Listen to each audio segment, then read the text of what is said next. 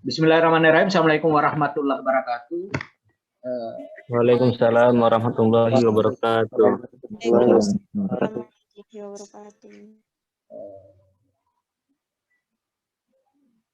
Terima kasih atas kesempatannya partisipan semuanya untuk hadir di acara webinar nasional dengan tema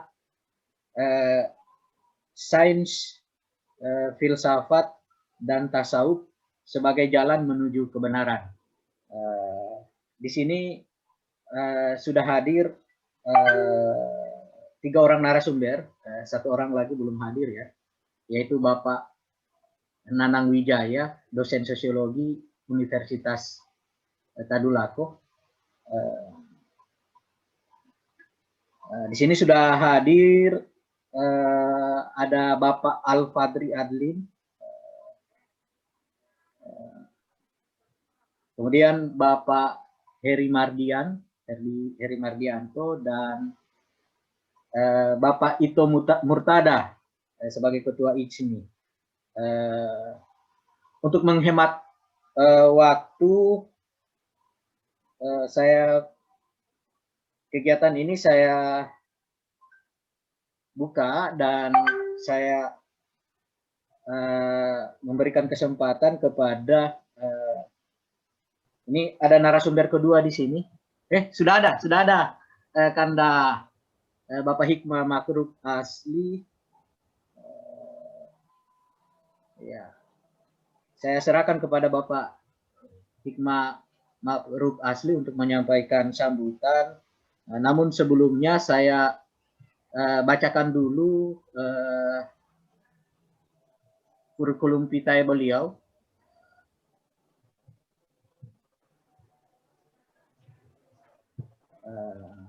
Nama Hikmah Makruf Asli, SPD T, tempat tanggal lahir Ogowele 12 Februari 1976,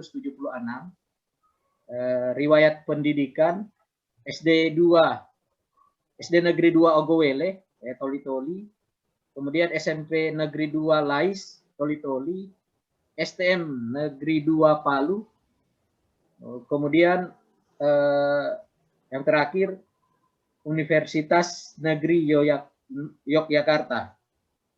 Kemudian pengalaman organisasi beliau ini banyak sekali, kurang lebih 10 ini. Nah, ini yang tercover di sini ya. Belum yang tidak tercover, saya kira banyak sekali. Saya bacakan dulu. Pertama yaitu pelajar Islam Indonesia. Beliau aktif di pelajar Islam Indonesia sewaktu SMA ya, di Palu. Kemudian waktu kuliah beliau aktif di Himpunan Mahasiswa Islam. Kemudian Senat Mahasiswa Universitas Negeri Yogyakarta. Kemudian Ketua Partai Amanat Nasional Kabupaten Toli-Toli, APKLI Toli-Toli, Yayasan Teras Bangsa, Laskar Merah Putih Toli-Toli, pimpinan umum media online kliknusantara.com, kemudian koordinator nasional Eksponen 98, dan yang terakhir wakil ketua umum Partai Prima. Nah, ini partai baru ya, saya kira mungkin agak sedikit bisa disampaikan. Moto hidup beliau yaitu berusaha meraih yang terbaik. Ya, saya persilakan kepada Kanda Hikmah Makruf Asli. Terima kasih. Assalamualaikum warahmatullahi wabarakatuh. Waalaikumsalam warahmatullahi wabarakatuh. Mohon maaf ini agak terlambat masuk ya. Saya belum tahu apa prolog tadi yang disampaikan oleh moderator. Yang jelas saya sapa dulu para pembicara yang hadir, narasumber. Assalamualaikum warahmatullahi wabarakatuh. Salam sejahtera buat kita semua. Tentu pada kesempatan ini saya sangat senang dan tentu sangat gembira ya merespon kegiatan yang digagas oleh kawan-kawan yang dimotori oleh saudara atau adinda saya Mirza Bakhtiar nih untuk dialog kali ini terkait dengan tema yang cukup ini juga ya, artinya termasuk tema yang berat ya, karena sains, filsafat, dan tasawuf sebagai jalan menuju kebenaran. Nah, saya lihat juga ini narasumber juga saya kira memiliki potensi untuk berdiskusi dengan kita terkait tema ini. Nah, narasumber dan pemirsa Zoom meeting yang saya hormati, sebenarnya posisi saya hari ini menyambut ini sebenarnya sudah bukan sebagai ketua KBPI Toli-Toli, ya, karena beberapa waktu lalu saya sudah undur diri dan sudah menyerahkan kepada pengganti yang baru. Cuma data mungkin karena Bung Mirza menggagas ini waktu itu saya masih menjabat. Sehingga pada hari ini karena sudah terlanjur terpublis, maka pada kesempatan ini tidak apa-apa lah saya mencoba memberi pandangan ataupun sambutan pada apa yang menjadi kegiatan yang digagas oleh teman-teman KBPI Toli-Toli. Menarik menurut saya bahwa tema ini bukan tema biasa. Saya tidak tahu apakah semua yang hadir ini siap dengan maksudnya pemirsa ya, kalau narasumber saya kira sudah siap ya. Ini saya lihat. Ini Bung Nanang sudah ada ya?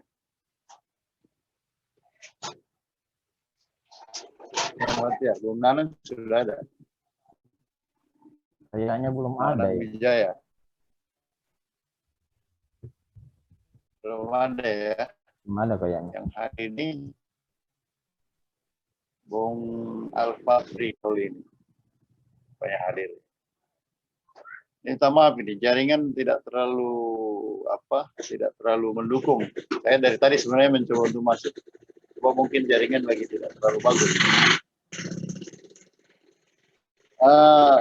Rekan-rekan sekalian, para narasumber yang saya hormati, dari tema ini menunjukkan bahwa ada keseriusan berpikir dari teman-teman untuk mengangkat tema ini. Saya kira tidak mudah, tetapi bahwa ending dari pembicaraan ini yang akan digagas oleh para narasumber tentu tidak lain adalah kata kunci kebenaran. Nah, memang kata kebenaran itu sangat concern dalam kajian filsafat, ya, karena memang kebenaran itu menjadi sesuatu yang diperbincangkan tanpa batas, karena memang hingga akhir zaman kebenaran ini akan menjadi satu perdebatan dialektika dalam kegiatan filsafat atau pemikiran filsafat, karena memang kita tidak pernah bisa memutuskan apakah sesuatu itu adalah kebenaran yang kita maksud atau yang bisa dipahami oleh semua, karena pada prinsipnya kita memahami kebenaran yang ada pada kajian-kajian kita, bahwa kebenaran itu ada yang namanya kebenaran yang bersifat relatif atau bersifat nisbi, walaupun juga pada kesempatan yang lain adalah ada kebenaran yang bersifat mutlak. Nah, pada sisi mana kita berbicara tentang kebenaran yang mutlak, itu kan kita tidak bisa memutuskan karena itu hak yang mutlak juga. Kebenaran yang menjadi sesuatu otoritas yang memang hanya yang mutlak yang memiliki. Ya, dalam konteks ini, kalau kita lari kepada konsep keislaman secara spiritual, maka kebenaran yang mutlak itu ada di tangan Allah Subhanahu wa Ta'ala. dalam konteks ini menurut saya kebenaran-kebenaran yang kita perbincangkan adalah kebenaran-kebenaran yang bersifat nisbi atau bersifat relatif, yang masuk pada kebenaran. Kalau teman-teman yang narasumber ini ya, saya menganggap karena di sini menyinggung sains ya. Nah, sains, kalau kita bicara sains, sebenarnya kita tidak bisa lari dari kebenaran ilmiah, karena memang sains itu memang bersumber dari kebenaran ilmiah, yang itu juga sebenarnya sifatnya sangat relatif. Walaupun dia bersifat universal, dia kebenaran yang bersifat relatif, yang dari waktu ke waktu selalu ada koreksi untuk memperbaiki dan menemukan titik-titik terang.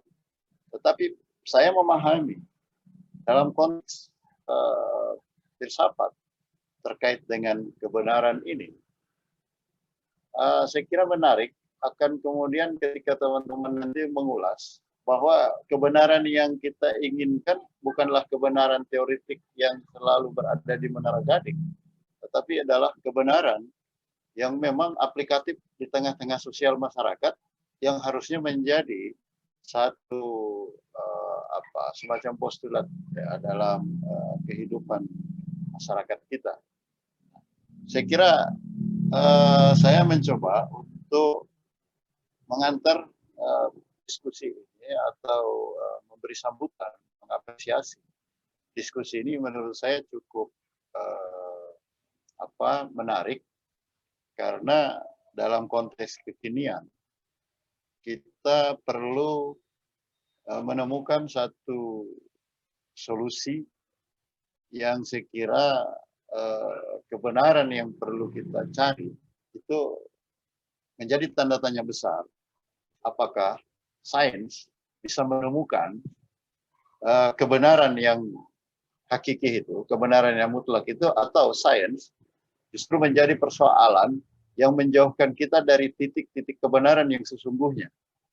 Karena menarik, satu pemikiran yang pernah digagas misalnya salah satu tokoh pendiri HMI, Lapran Pane, dia mengatakan bahwa kenapa semakin tinggi pendidikan seseorang, itu semakin susah untuk mengejawantakan kegiatan-kegiatan keagamaan, kegiatan-kegiatan spiritual. Artinya, ada kecenderungan sekularisme yang luar biasa menyentuh dalam hakikat keilmuan sains. Jadi bahasa singkatnya, semakin tinggi pendidikannya kok semakin susah sholat gitu. Nah, apakah itu bagian dari persoalan atau memang itu adalah sesuatu jalur yang kemudian mengarahkan kita untuk jauh dari kebenaran hakiki itu? Atau kita menemukan kebenaran lain? Atau kita masuk pada pemikiran-pemikiran filsafatik yang bersifat ideologis? Ya, karena Marx misalnya mendorong kebenaran itu akhirnya berdasar pada materialisme. Kebenaran yang materialistik, yang sebenarnya kalau kita mengkaji dalam epistemologi, dia masuk pada aspek pemikiran yang sangat material. Kebenaran ilmiahnya sangat material. Dan memang kebenaran itu kemudian mengabaikan aspek-aspek spiritualitas yang menjauhkan kita dari aspek yang bersifat spiritualitas itu. Apakah seperti itu kebenaran yang dimaksud atau yang seperti apa? Saya kira kita berharap dalam diskusi ini bisa menemukan ulasan itu dari para narasumber yang akan mengkaji tentang tema ini. Saya kira menarik juga kemudian ketika realitas sosial seperti pengoboman dan seterusnya yang menjadi perdebatan kita hari ini, apakah itu sebuah kebenaran yang semua kekuatan, semua pemikiran rame-rame mengatakan bahwa itu bertentangan dengan agama? Apakah itu betul? Atau memang benar bahwa itu sebenarnya latar belakangi oleh kekuatan pemikiran kebenaran menurut agama yang dipahami oleh pelaku?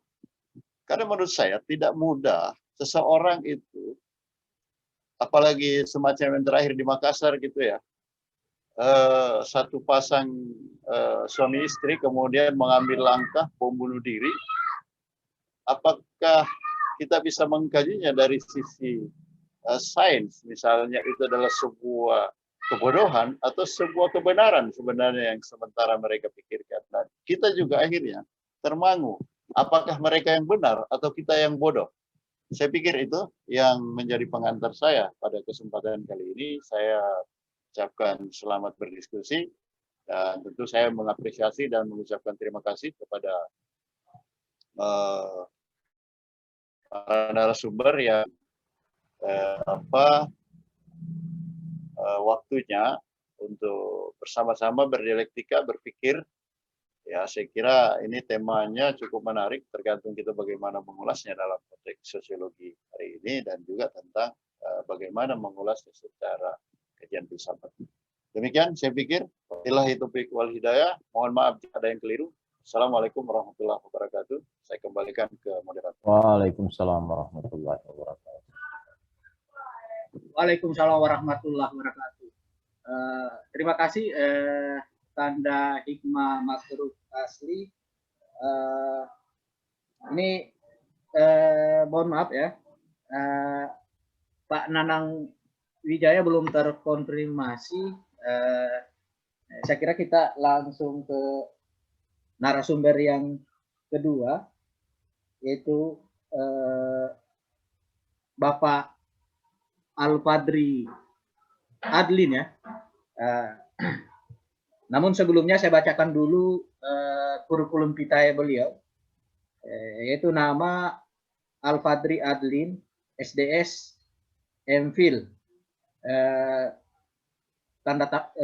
tempat tanggal lahir Padang Panjang 4 Oktober 1973, agama Islam, riwayat pendidikan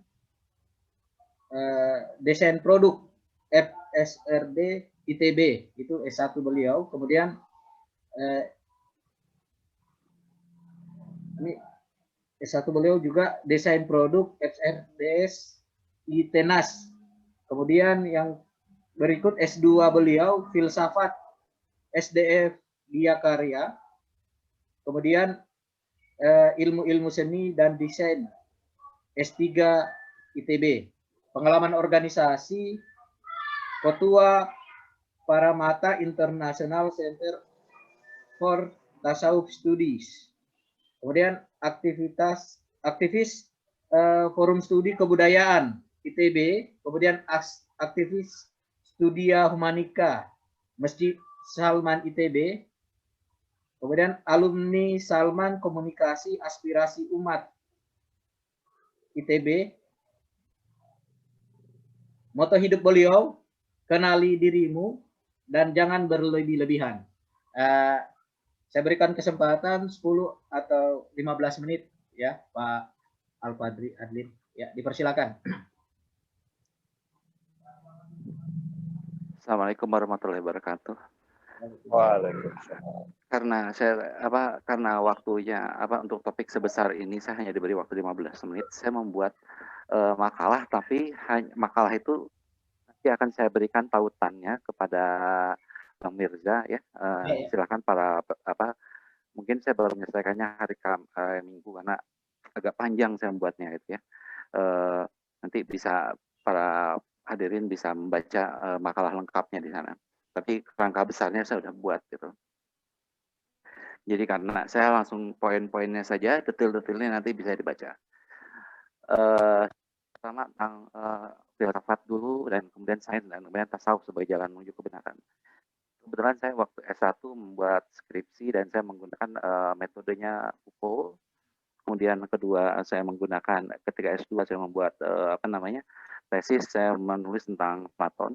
Plato, mungkin orang kita lebih mengenal Plato ya. Platon itu tentang Gnosis Auton, kenali dirimu. Gitu. Nah, saya di bagian awal makalah saya memperbandingkan antara Foucault dengan Platon. Kenapa begitu? Karena ini untuk memperlihatkan ada perubahan sejarah pengertian filsafat itu sendiri.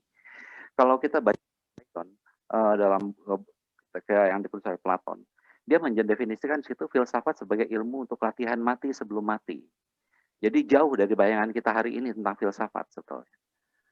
Jadi bagaimana itu agar kena mati sebelum mati itu gimana agar bisa melepaskan jiwa atau psuche dari soma, yaitu tubuh. Kenapa? Karena jiwa itu dipaku ke tubuh oleh epitumia dan tumos, hasrat material dan hasrat imaterial. Hasrat material itu tentang kekayaan, seks, makan, dan sebagainya. Hasrat imaterial itu adalah arogansi, kemarahan, kesombongan. Nah, itu yang memaku jiwa ke dalam. Maka kita belajar filsafat agar bisa melepas jiwa dari tubuh. Itu pengertiannya. Dan jiwa menurut Platon, psuche itu adalah ada sebelum tubuh dan akan tetap ada setelah tubuh mati. Nah, kita mesti ingat bahwa Platon merumuskan pemikirannya dalam zaman yang sebelum abad 18, di mana realitas dipahami hierarki bertingkat-tingkat, gitu. Jadi tidak seperti kita memahami bahwa psikis itu adalah jiwa itu adalah hasil bentukan pengalaman. Dia kepribadiannya begitu karena dia begini dulunya begini, bukan begitu. Bukan seperti yang dipahami oleh para psikolog. Gitu. Nah, dari situ sampai ke Foucault. Foucault sendiri banyak, walaupun di akhir hidupnya dia banyak memakai ini Platon, tapi dia membalik-balikan Platon. Jika Platon mengatakan bahwa tubuh adalah penjara bagi jiwa, maka Foucault membalikkan jiwa adalah penjara bagi tubuh. Karena jiwa bagi dia itu adalah segala hal yang membentuk tentang hukum, konsep-konsep atau aturan yang membentuk seseorang harus bagaimana. Sementara kalau Platon mengatakan kenali diri itu adalah jiwa. Dan jiwa itu entitas abadi. Dia terpisah dari tubuh. Gitu. Nah itu. Sementara kalau buat Plato, Foucault, diri itu adalah konstitusi etis. Suatu yang dibentuk oleh, kalau kamu jadi politikus, di wilayah politik kamu akan bertindak begini. Tapi ketika kamu jadi seorang bapak, kamu di rumah kamu begini. Ketika kamu menjadi dosen, kamu begini. Nah itu adalah diri. Itu adalah diri. Maka konstitusi etis buat Foucault itu. Kemudian ketika Platon menggunakan gnotise auton meden agan, kenali dirimu dan jangan berlebih-lebihan gitu. Maka Foucault menggunakan perawatan diri. Perawatan diri itu apa? Dia menawarkan konsep the aesthetic of existence. Itu apa? Dirimu adalah karyamu, terserah kamu membentuk apa. Sebenarnya Platon tidak. Kata Platon, kenali dirimu, kamu akan mengenali siapa kamu melalui tekne. Tekne itu adalah suatu kemampuan yang paling Anda kuasai, gitu loh.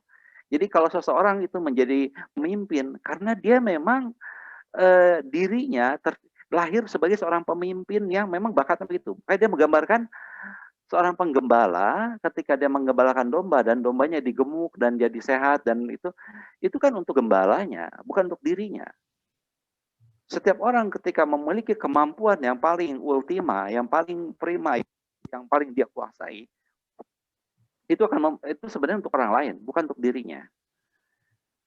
Nah, baru setelah dia misalnya melakukan itu untuk apa, nah, dia gembala menggemukkan dombanya. Nah, ketika sudah gemuk dijual, ya itu kemampuan kedua. Nah, tapi berbeda dengan hari ini kita mengenal kayak dengan faktisitasnya, manusia itu tak ubahnya seperti Mr. Bean jatuh dari langit ke teplok terus tahun-tahun lantung entah mencari apa gitu. Atau kalau saat dengan bad faith gitu ya, kita tuh menyangka bahwa kita tuh diciptakan untuk sesuatu, padahal enggak gitu.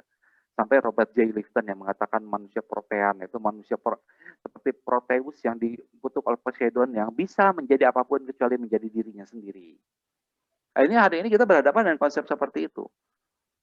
Dan di akhir, misalnya ketika Deleuze dan Guattari akhirnya mendefinisikan apa itu filsafat. Filsafat itu adalah seni mencipta, membentuk konsep. Jadi itu gambaran dia setelah filsafat berjalan sekian jauh. Mudahnya gini, sejarah filsafat itu kan sejarah pertengkaran ya. Semua filsuf bisa mempunyai pendapat dan pendapat mereka sama-sama logis, tapi bisa berseberangan. Kebayang nggak? Saling bertentangan tapi sama-sama logis. Jadi apa itu? Nah, kita mulai bicara lantas kebenaran itu apa? Nah, saya akan bicara langsung dalam konteks Jepang nih. Setidaknya ada 7 teori kebenaran dalam ini ranah filsafat. Teori korespondensi, yaitu benar berarti terdapat kesesuaian antara pernyataan dari subjek dan kenyataan dari wilayah objek, antara omongan dan kenyataan. Nah, kesesuaian itu dibayangkan sebagai 1:1, seperti orang bila bercermin. Kedua, teori koherensi. Benar berarti terdapat kait-mengait logis yang kompak antara satu pernyataan dengan pernyataan lainnya, tidak mengandung kontradiksi dan tidak saling menyangkal. 3, teori pragmatis. Benar manfaatnya, ada gunanya. Tidak jadi soal apakah sesungguhnya persis sesuai dengan kenyataan ataupun mengandung kontradiksi. Nah, perdebatan teoritis ini tidak terlalu penting. Segala konsep akan benar saja bila dalam praktik hidup kita itu memang berguna, hal itu berguna. Dia benar itu kalau berguna. Keempat, teori performatif. Benar atau tidak itu relatif. Sebab sebenarnya itu soal bagaimana kita meyakinkan, mempengaruhi, dan mengubah pendapat orang lain. Substansinya relatif. Sebab banyak unsur ikut berpengaruh di dalamnya. Terus kemudian teori revelasi, yaitu benar apabila secara otentik diwahyukan oleh Tuhan. Kemudian teori disclosure. Benar adalah apabila membuat saya menyadari sesuatu yang tadinya saya tidak sadari, tidak saya lihat, yang pencerahan. Dan terakhir, teori eksistensial. Ya, benar artinya sangat berarti bagi saya. Soal nilai dan keberartian erat berkaitan dengan pengalaman konkret. Anda bisa bayangkan. Itu setidaknya bentuk-bentuk teori kebenaran. Dan kemudian filsafat sampai di akhirnya ketika, belum lagi Anda kalau belajar hermeneutika, Anda akan mungkin bayangkan, berpikir adalah menafsir, dan menafsir tidak mungkin tanpa prasangka. Ketika orang di abad pertengahan merasakan sakit, dia akan berpikir, ini karena saya punya dosa kedagingan. Orang hari ini akan berpikir tentang pergi ke dokter. Gitu. Jadi, silakan belajar hermeneutika, karena waktu saya pendek, saya nggak akan bisa menjelaskan. Heidegger dengan menarik fenomenologi sampai ke tataran hermeneutik, dia mengatakan berpikir adalah menafsir, dan menafsir tidak mungkin tanpa prasangka. Gitu. Sebenarnya ada lagi yang soal sikapnya, tapi kalau terlalu panjang, ini kan terlalu panjang, saya masuk ke wilayah sains saja, karena waktu nggak panjang juga. Tentang wilayah sains, paling berwibawa ya, dianggap yang paling memiliki kebenaran ya. Dia bisa menceritakan suatu hal itu sesuai dengan, seolah nggak seperti humaniora yang cuma berubah-ubah, saling ya tadi ya, bisa berbeda pendapat, bertentangan, tapi kok bisa sama-sama logis gitu loh. Terus ya seperti tadi, Anda harus menciptakan kebaruan-kebaruan, menafsirkan terus. Nah, sains seperti itu. Sains tidak seperti itu. Sains mencoba membuat, kalau dilakukan secara observasi itu menghasilkan suatu hasil, itu harus bisa diulang di tempat lain dengan hasil yang sama. Gitu. Nah, karena kondisi sains yang bisa menampilkan kebenaran dalam tanda petik yang bisa terukur tadi, gitu. Maka sempat ilmu sosial, humaniora itu agak minder dan kemudian mencoba mengikutinya dan menjadilah lahir positivisme. Ya. Tapi apakah sains sepasti itu? Kan pada kenyataannya tidak juga. Maka kita muncullah Karl Popper yang menciptakan tentang teori falsifikasi gitu loh. Ternyata pada kenyataannya kan selalu ada teori sains itu ada yang gugur gitu kan ya. Pada kenyataannya begitu juga gitu. Nah, falsifikasi ini gitu ya, kemudian menghasilkan suatu pergeseran paradigma juga gitu. Jadi ada suatu hal yang ternyata sains tidak se-eksak yang dibayangkan. Nah, tapi karena sains sudah sangat berwibawa dalam menetapkan kebenaran seperti itu, sebagian kalangan muslim melakukan islamisasi pengetahuan, diantaranya dengan menggunakan teori-teori sains gitu loh. Misalnya mereka menggunakan gini, bahwa teori sains ini sesuai dengan ayat ini, bahwa teori sains ini sesuai dengan ayat ini. Permasalahan teori yang mereka anggap mengukuhkan ayat Al-Quran, ternyata teori itu difalsifikasi dan terbukti salah, misalnya, dan gugur, dan dia muncul teori baru.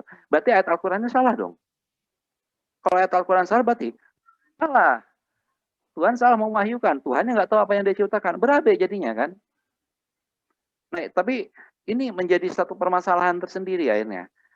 Tapi Saya nggak tahu apakah ya, karena saya sudah tidak mengikuti lagi isu-isu seperti itu, saya sudah lama meninggalkannya gitu ya. Tapi saya nggak tahu apakah ini masih berjalan hal semacam ini gitu. Kemudian terakhir tasawuf gitu. Adapun tasawuf gitu ya, saya sudah menulis dalam banyak di tulisan-tulisan saya di website Pix ya, akan Anda baca. Gitu. Saya kan secara singkatnya saya menuliskan bahwa tasawuf itu adalah syariat batiniah. Nah, fikih itu adalah syariat lahiriah gitu. Kedua-duanya harus digabung gitu. Nah, dalam perjalanan menuju Tuhan, orang itu harus menemukan ya kebenaran. Nah, kebenarannya dengan apa ya? Itu tadi dengan mencoba melihat sesuatu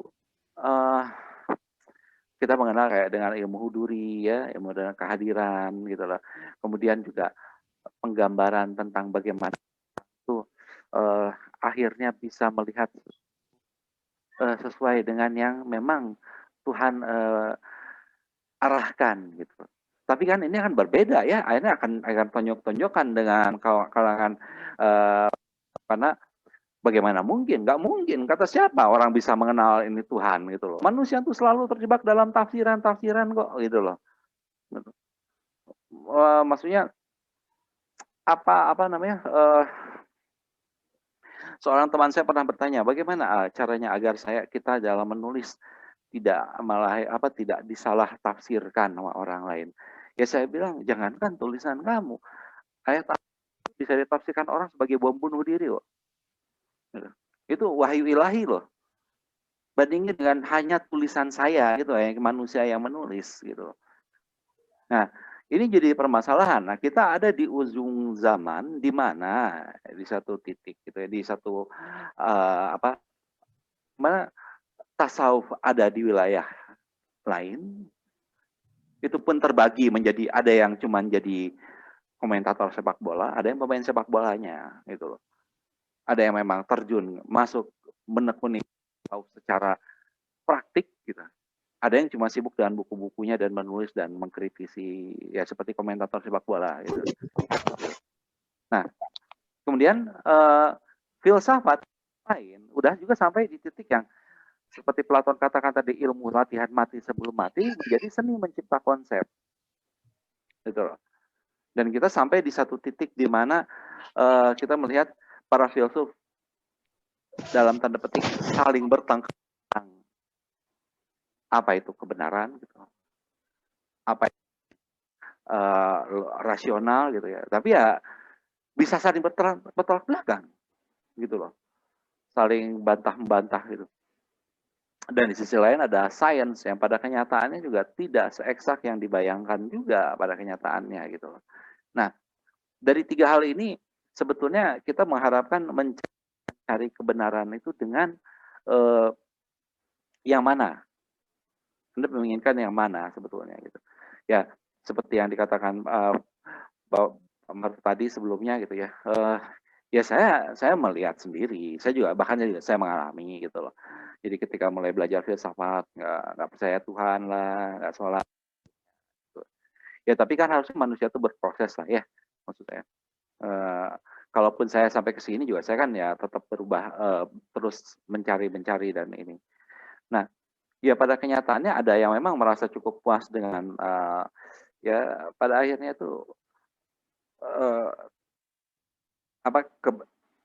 agama itu hanya menawarkan candu gitu loh.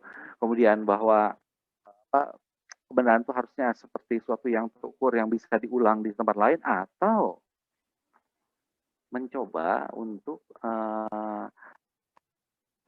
seperti yang dikatakan Platon dan seperti dikatakan oleh para sufi lain yaitu berlatih mati sebelum mati gitu loh.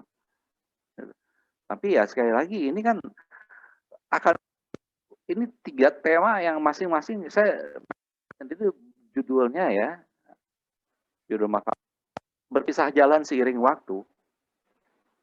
Jadi saya menjelaskan bahwa sains, filsafat dan tasawuf pada dalam ininya pada akhirnya berpisah jalan dalam seiring waktu dan terutama salah satunya ini faktor juga kalau kita belajar sejarah juga ada faktor Renaissance juga bagaimana kemudian Renaissance terus menghasilkan kolonialisme dan kolonialisme itu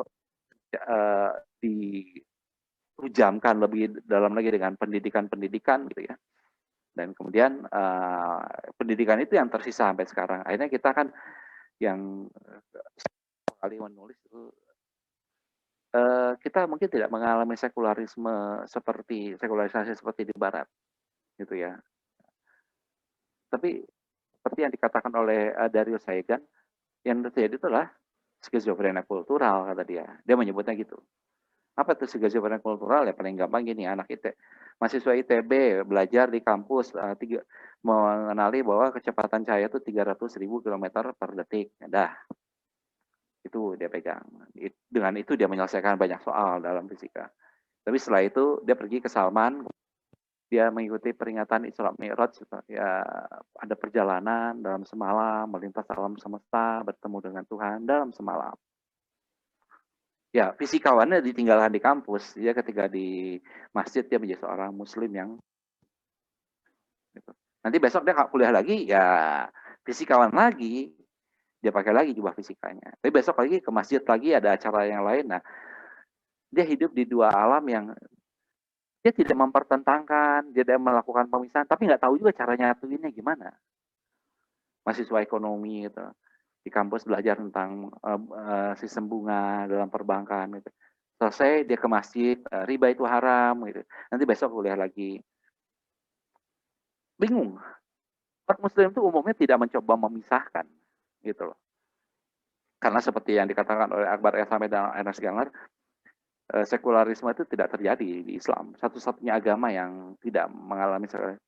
Tapi juga umat Islam kan bagaimana cara menyatukannya? Nah itu. Nah sekarang kita mau mencari kebenaran dari tiga hal yang di banyak umat Muslim sendiri, filsafat, sains, itu punya ranah-ranah tersendiri. Jangan dicampur adukan. Nah akhirnya kayak gitu. Akhirnya seperti mewarisi konflik yang terjadi di masyarakat Eropa, padahal nggak mengalami apa yang terjadi di Eropa sejarahnya, gitu. Mungkin demikian aja lah ya, karena lebih banyaknya mungkin akan baca aja nanti saya akan berikan linknya ke Bang Mirza kalau sudah jadi gitu, karena lebih detailnya lebih enak di sana gitu ya bacanya. Saya hanya memberikan poin-poinnya, saya sederhanakan karena kalau terlalu detail habis waktu membicara lain oleh saya.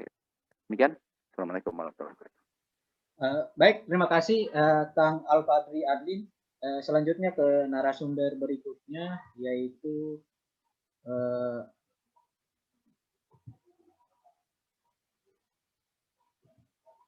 Kang Heri Mardian.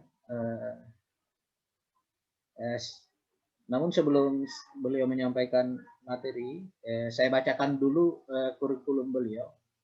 Nama Heri Mardianto, tempat tanggal lahir Bandung 7 Mei tahun 1974.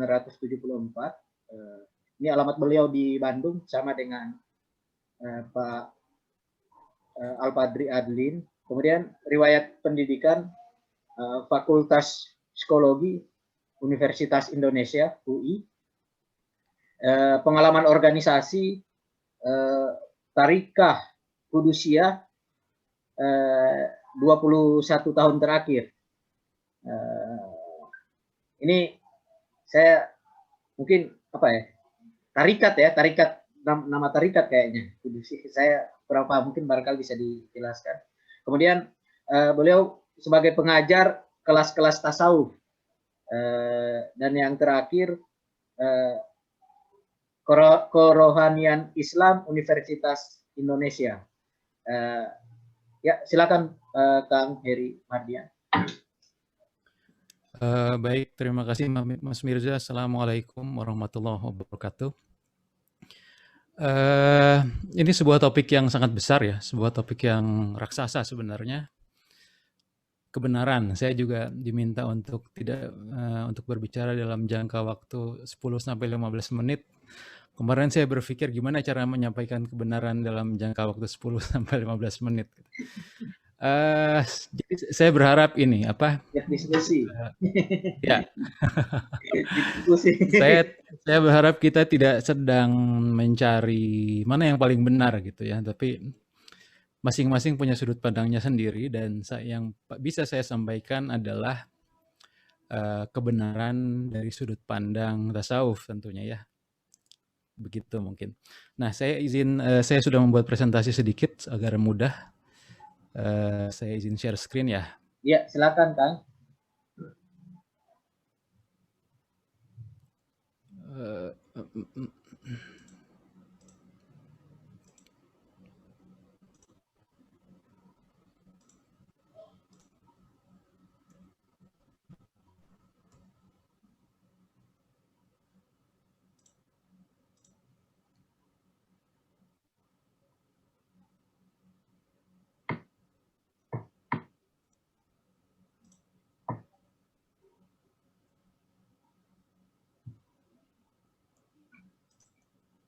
Sudah terlihat ya? Nah, ya sahabat-sahabat sekalian, yang unik dari tasawuf itu bahwa kalau dari sudut pandang tasawuf, kebenaran itu tidak empiris, sama sekali tidak empiris. Jadi kalau dari kacamata sains itu kan harus terukur, harus teramati, bisa diobservasi. Nah, kalau dalam kacamata tasawuf tidak begitu. Penekanan kebenaran dalam tasawuf adalah bentuknya pengalaman, ya, experience. Jadi bukan berupa pengamatan, bukan berupa pembuktian teoretik. Tadi Kang Al-Fatri bilang bahwa kalau dalam sains itu akan saling menyalahkan, dan justru dari cara itu ya sains berkembang. Nah, tapi kalau dari sudut pandang tasawuf, kebenaran itu sebuah pengalaman batin ya. Tapi intinya kebenaran itu bukan sesuatu yang konseptual, bukan sesuatu yang teoritik. Saya ambil contoh misalnya begini, misalnya kebenaran iman, kalau Al-Ghazali itu membagi iman menjadi 3 tingkatan. Ya. Tingkatan pertama, tingkatan paling awal itu beliau sebut sebagai iman awami atau imam taklidi. Sebagai contoh, saya coba contoh yang mudah, misalkan tentang pesawat terbang ya. Orang dalam tingkatan iman awami itu percaya saja ada pesawat terbang, ada besi bisa terbang ya. Itu dalam tingkatan iman awami.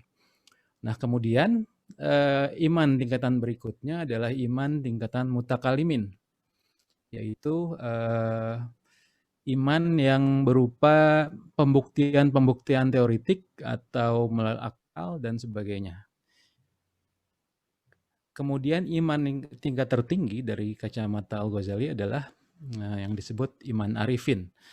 Nah, tadi contohnya misalkan kalau iman awami itu kita percaya saja ada besi bisa terbang. Nah, kalau iman mutakalimin itu contohnya ketika seseorang belajar SMA dan kuliah, dia belajar ilmu aerodinamik, dan secara teoretik terbukti bahwa besi bisa terbang, pesawat itu memungkinkan bisa terbang dari kacamata aerodinamika gitu ya.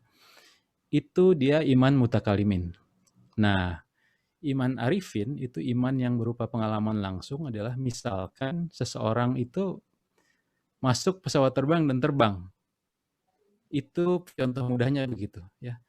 Jadi kita tidak lagi berdiskusi tentang pesawat terbang, tapi mengalami terbang. Nah, itu contoh paling sederhana dari kebenaran yang berupa pengalaman. Ini simplifikasi ya, tentu saja. Nah, dari situ sebenarnya kalau begitu, apa itu kebenaran dari sudut pandang tasawuf? Pertanyaannya kan begitu berikutnya ya.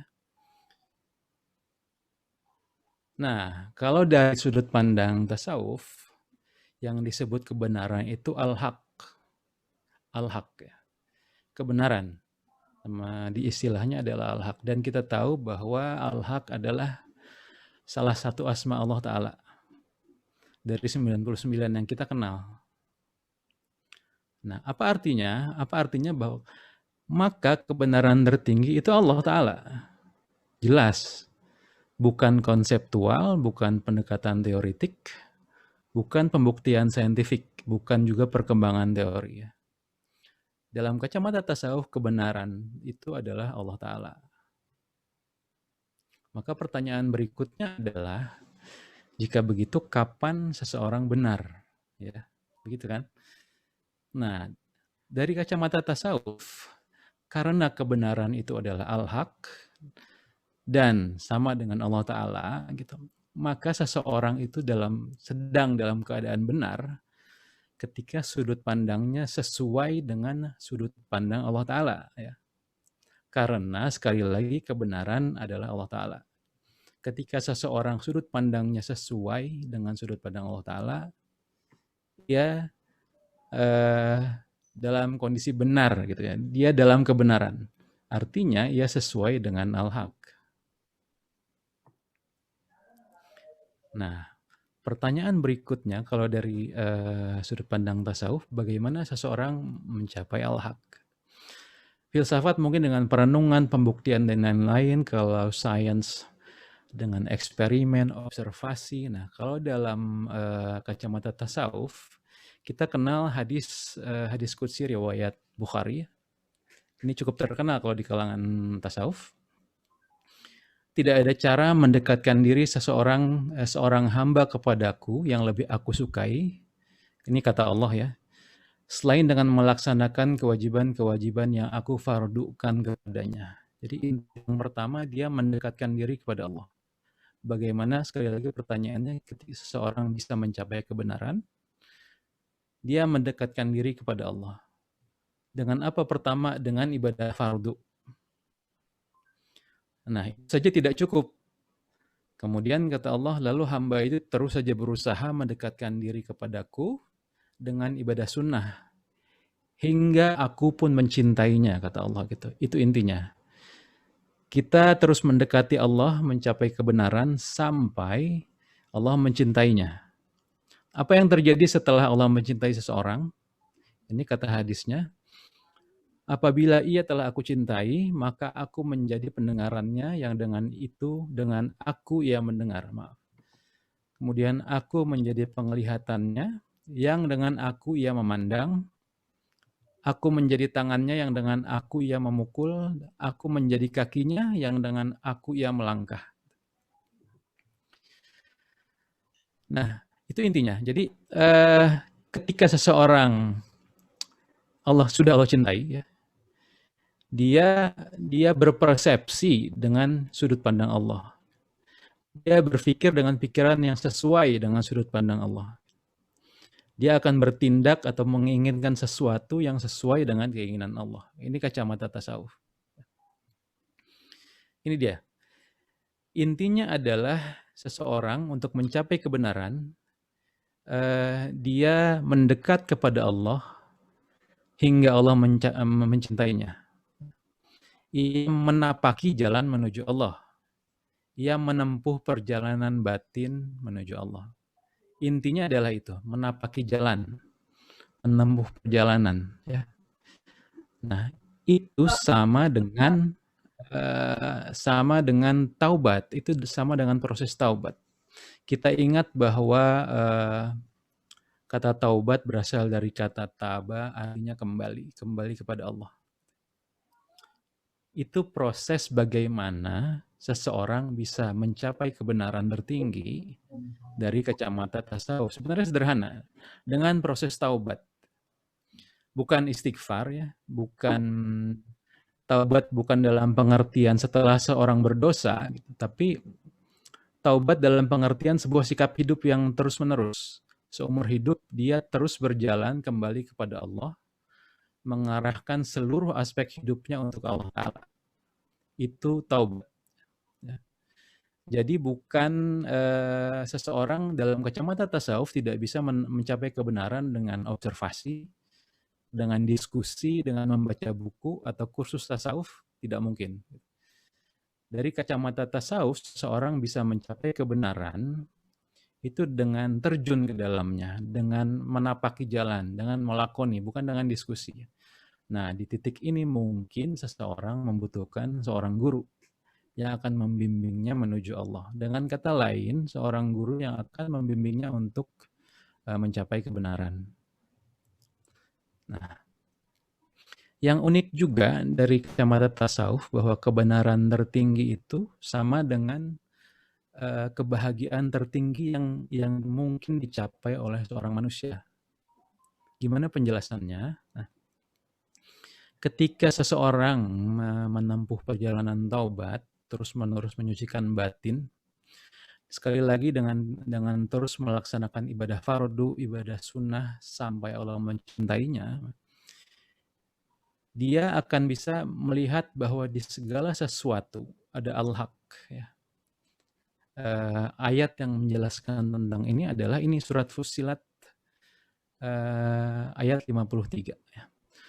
Sanurihim ayatina fil afaq wa fil anfusihim hatta yatabayyana lahum annahul haq. Jadi akan kami perlihatkan kepada mereka, kata Allah, ayat-ayat kami di segenap ufuk dan pada diri-diri mereka sendiri hingga jelas bagi mereka bahwa itu adalah al-haq. Ya.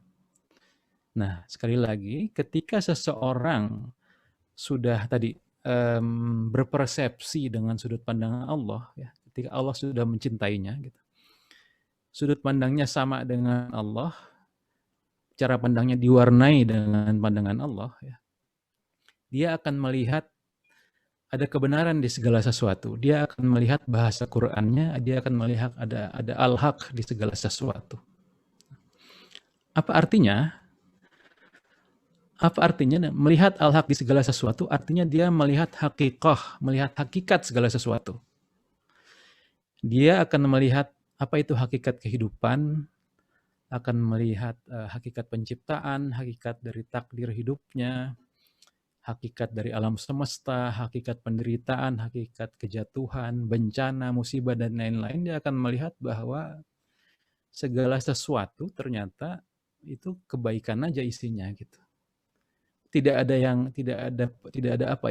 keliruan dalam rencana Allah. Segala sesuatu ada al-haq di dalamnya. Dia akan melihat itu. Ya.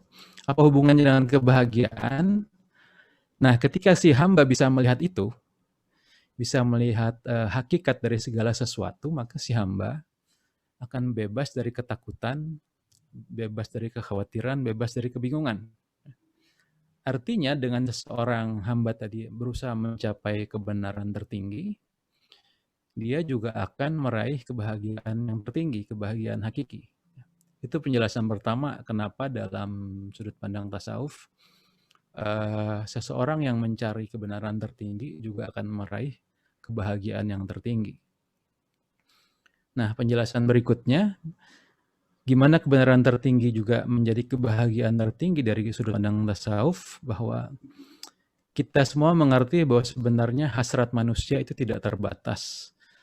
Keinginan manusia untuk pengetahuan tidak terbatas, imajinasi manusia, angan-angan itu tidak terbatas.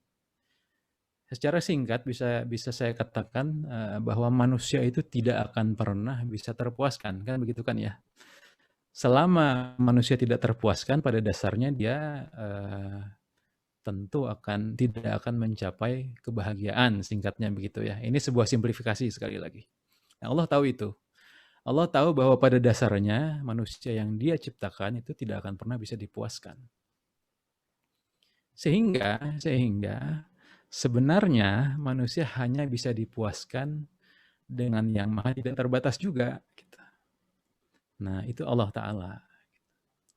Nah, jadi kebahagiaan tertinggi manusia sebenarnya adalah Allah Ta'ala. Gitu. Itu dari sudut pandang tasawuf. Jadi kalau boleh saya simpulkan bahwa kalau dari sudut pandang tasawuf, pertama kebenaran itu sama dengan al-haq. Itu artinya Allah Ta'ala gitu ya. Nah, kemudian kapan seseorang ada dalam kebenaran itu hanya ketika sudut pandangnya sudah sama dengan sudut pandang Allah Ta'ala. Itu artinya ketika Allah sudah mencintainya. Nah, kesimpulan ketiga yang bisa saya sampaikan di sini bahwa kebenaran tertinggi yang bisa dicapai manusia dalam kacamata tasawuf itu sama dengan kebahagiaan tertinggi manusia, yaitu Allah Ta'ala. Begitu sih kalau secara singkat saya berusaha menyampaikan kebenaran dari sudut pandang tasawuf dalam 10-15 menit. Silakan Mas Mirza, saya kembalikan ke Mas Mirza. Baik, terima kasih Kang Heri Mardian.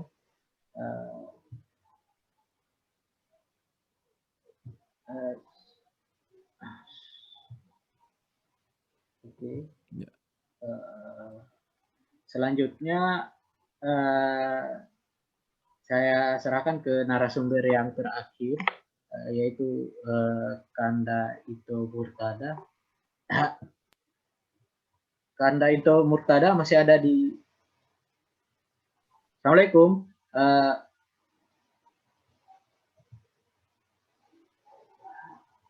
Kanda Ito Murtada.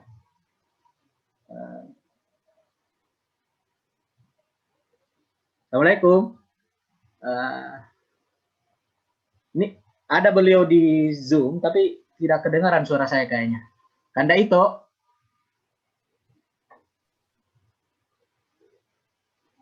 Aduh. Harus jari. Jaringan kayaknya. Ya. Gimana Kanda Ito?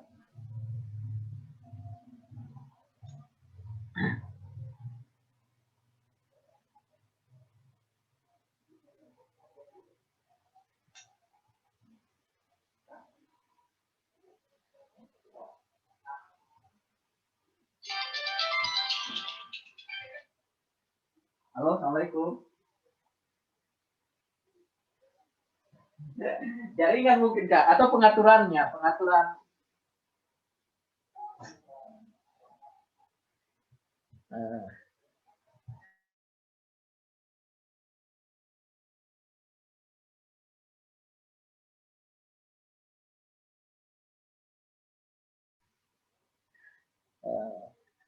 Baik, mohon maaf hadirin sekalian, ada kendala teknis. Saya kira ini biasa terjadi pada Zoom meeting, yaitu Pak Ito Murtada terkendala jaringan sehingga tidak terdengar suara beliau. Saya kira langsung saja ke sesi diskusi ya. Saya lihat juga sudah ada. Sambil ini ya, kalau sudah stabil jaringan Zoom atau internet Pak Ito Murtada, beliau akan langsung menyampaikan materi ya. Jadi sambil jalan, saya langsung ke sesi diskusi. Saya lihat tadi ada pertanyaan tadi yang disampaikan oleh Pak Amrizal ya. Barangkali bisa disampaikan langsung Pak Amrizal pertanyaannya. Selain Pak Amrizal, barangkali ada juga ya yang ingin bertanya, mohon untuk disampaikan langsung atau bisa juga di chat Zoom meeting ya.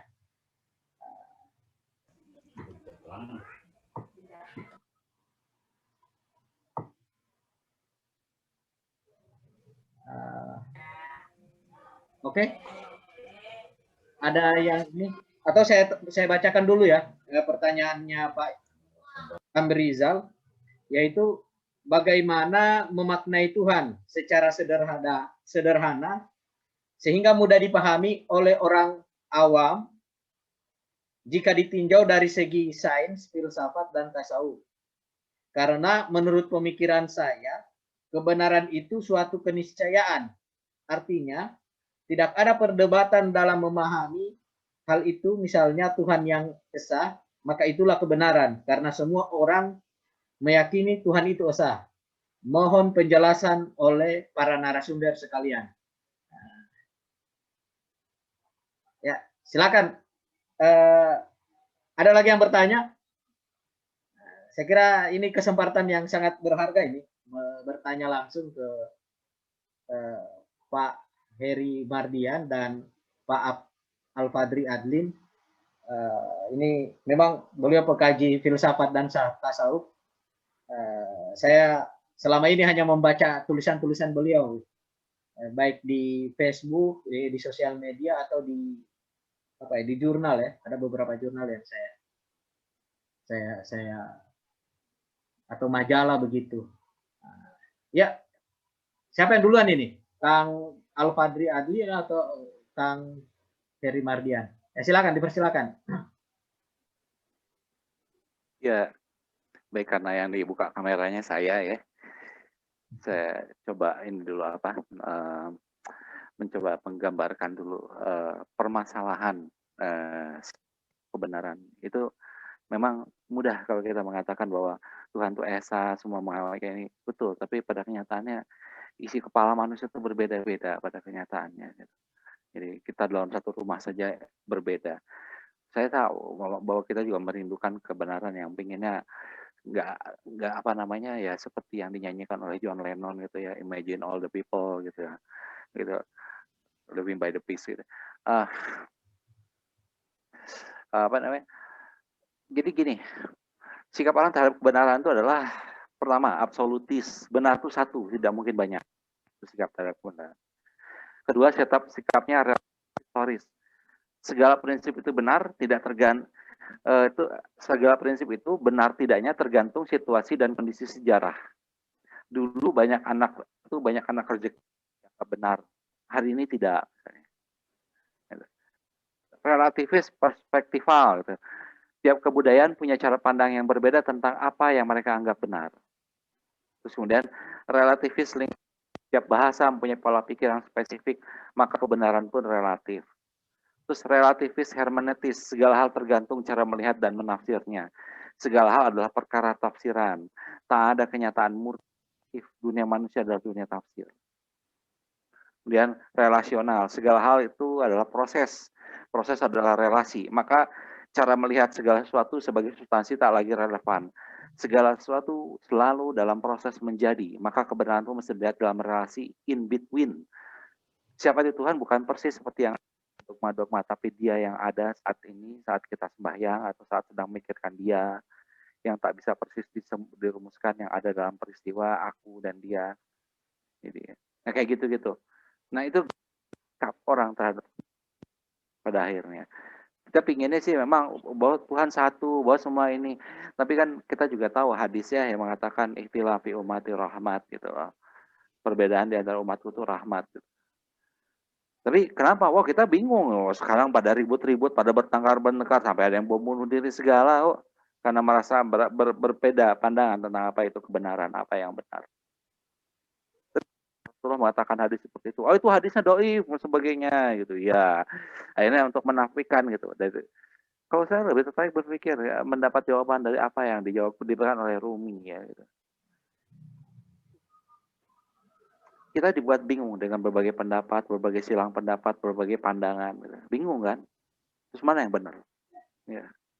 Terus kata Rumi itu, semua kebingungan itu tentang mana yang benar itu sebenarnya panggilan agar kamu bersujud kepada Tuhan gitu loh.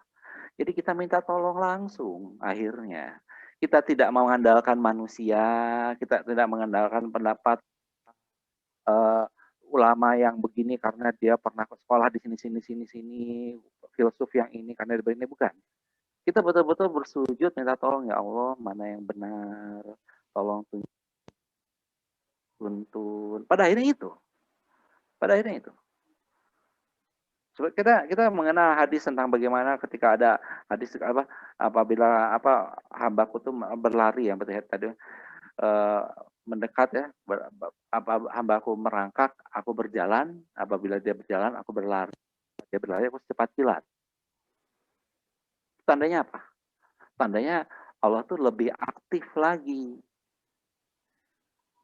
Nah permasalahannya kan banyak orang tuh bukan ke Allahnya, ke kiainya, ke ulamanya, ustadznya, itu yang dia wajahnya ke situ.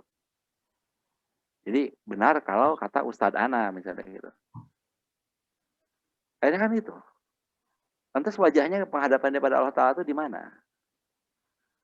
Jadi saya juga paham gitu ya, ini membingungkan, ini harusnya bisa dilakukan. Iya, kita juga menginginkan satu rukun gitu. Padahal enggak. Tapi seperti Rumi katakan, kebingungan itu sebetulnya memancing kita, memanggil kita untuk ya udah sujud ya. 3 malam memohonkan Allah turun dari sepertiga malam mendekat ke langit dunia gitu kan ya, minta di situ. Pada akhirnya kan begitu. Kalau kita memaksa untuk memaksa orang semua harus pendapat itu, gimana caranya? Harus menaklukkan seluruh dunia kan enggak. Saya aja nggak bisa meyakinkan dengan pandangan makalah saya, sekalipun saya bikin banyak. Apakah Anda semua akan bisa percaya dengan apa yang saya katakan? Enggak juga kan? Ada begitu. Itu udah natural. Nah, ini itu sih menurut saya, kalau saya menganjurkan seperti yang Rumi katakan, udah kebingungan, semua serba ini, ya udah sujud aja lah, minta tolong langsung, gitu. Demikian, Mas Rizal. Baik, terima kasih Kang Al. Selanjutnya ke Kang Heri ya, Kang Heri Mardian. Sambil menunggu narasumber yang lain ya untuk menyampaikan materi.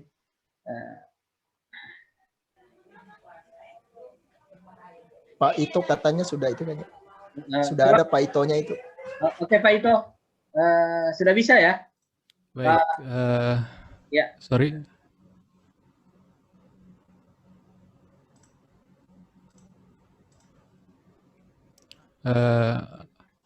Di saya kedengarannya putus-putus, maaf. Apakah terdengar? Jelas terdengar suaranya. Sorry, sekarang suara saya terdengar ya? Maaf. Terdengar. Oke, maaf. Tadi ada gangguan teknis. Katanya connection unstable tadi. Ya, terima kasih. Saya mau menjawab sebenarnya, cuman tadi porsi jawaban saya sudah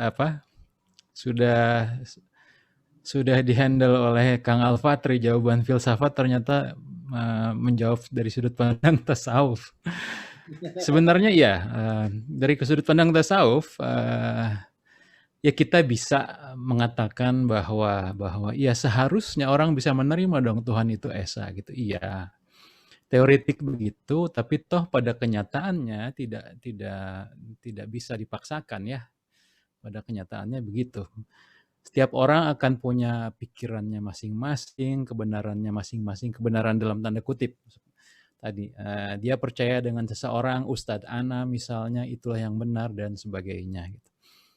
Nah, sudut pandang tasawuf yang paling penting saya kira dalam hal ini, tasawuf itu menghargai perbedaan dan menghargai proses. Ya, tidak bisa seseorang didoktrin semuanya Tuhan itu esa, Tuhan itu A, B dan C gitu. Tasawuf menghargai proses. Ya. Kaidahnya adalah yang memiliki kebenaran itu Allah. Sekali lagi karena Al-Haq itu adalah salah satu nama Allah Ta'ala gitu. Nah, seseorang bisa saja berangkat mencari kebenaran, tapi pada akhirnya kebenaran itu mutlak milik Allah kalau dari sudut pandang tasawuf.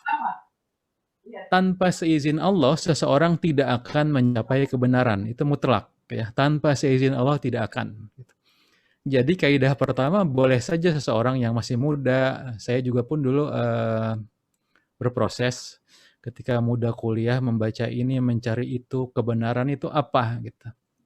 Nah, pada akhirnya membingungkan. Semua punya nilai kebenaran sendiri-sendiri. Buat saya yang muda, itu akhirnya memusingkan, sujud. Ya. Saya akhirnya sujud gitu. Karena awalnya saya yang muda itu merasa saya bisa mencari kebenaran lewat sudut pandang apapun gitu, saya baca gitu. Tapi ternyata nggak bisa. Mirip seperti yang tadi Kang Al-Fatri bilang, akhirnya seseorang itu menyerah. Kebenaran yang mana yang seharusnya, kebenaran yang mana yang engkau inginkan gitu. Nah, kalau seseorang jujur dengan dirinya ya, pencariannya, itu akan sujud benar gitu. Saya dulu sujud kepada, saya bahkan menyebutnya kepada yang di atas sana gitu. Awalnya begitu. Ya, saya tidak langsung ada fase tidak, bukan langsung kepada Allah gitu ya, tapi wahai yang di atas sana gitu. Pasti ada yang maha kuasa dalam logika saya. Saya minta dibimbing ke kebenaran gitu. Nah, saya tidak mengklaim jalan saya yang benar gitu, tapi setelah itu saya terbimbing ke jalannya saya yang sekarang. Jalan tasawuf ini gitu ya. Dan betah di sana sampai 21 tahun terakhir. Nah, jadi saya mau mengatakan bahwa ya seharusnya secara teoretik kebenaran itu mutlak, bulat gitu ya. Tapi toh pada kenyataannya tidak semua orang bisa percaya begitu saja gitu. Setiap orang, toh Allah jadikan juga punya pendapat, punya pemikiran, punya proses gitu. pada akhirnya kalau saya buka kuncinya, seharusnya seseorang mengalami sampai fase menyerah dan sujud, minta dibimbing oleh yang memiliki kebenaran, seperti apa seharusnya kita memandang dia. Bahkan 4 sahabat Nabi aja beda sudut pandangnya tentang Allah gitu.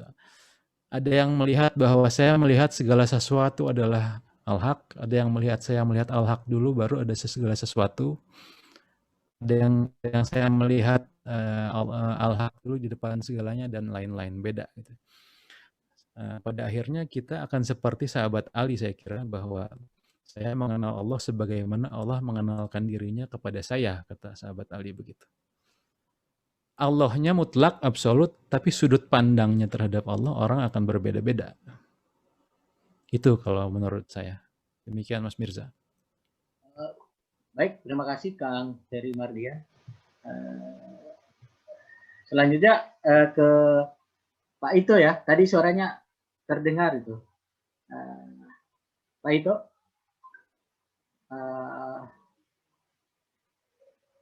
Bagaimana Pak Amrizal atas jawaban dari 2 narasumber tadi?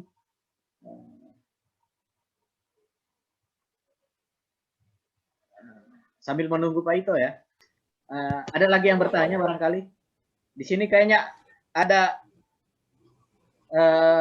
peserta ini dulu kandidat bupati Kabupaten Toli-Toli ini, Pak Ridwan Deluma. Bukan Ridwan ya? Oh, Pak Mukhtar. Ini adiknya kayaknya, Ridwan Deluma. Barangkali ada ingin menyampaikan pertanyaan.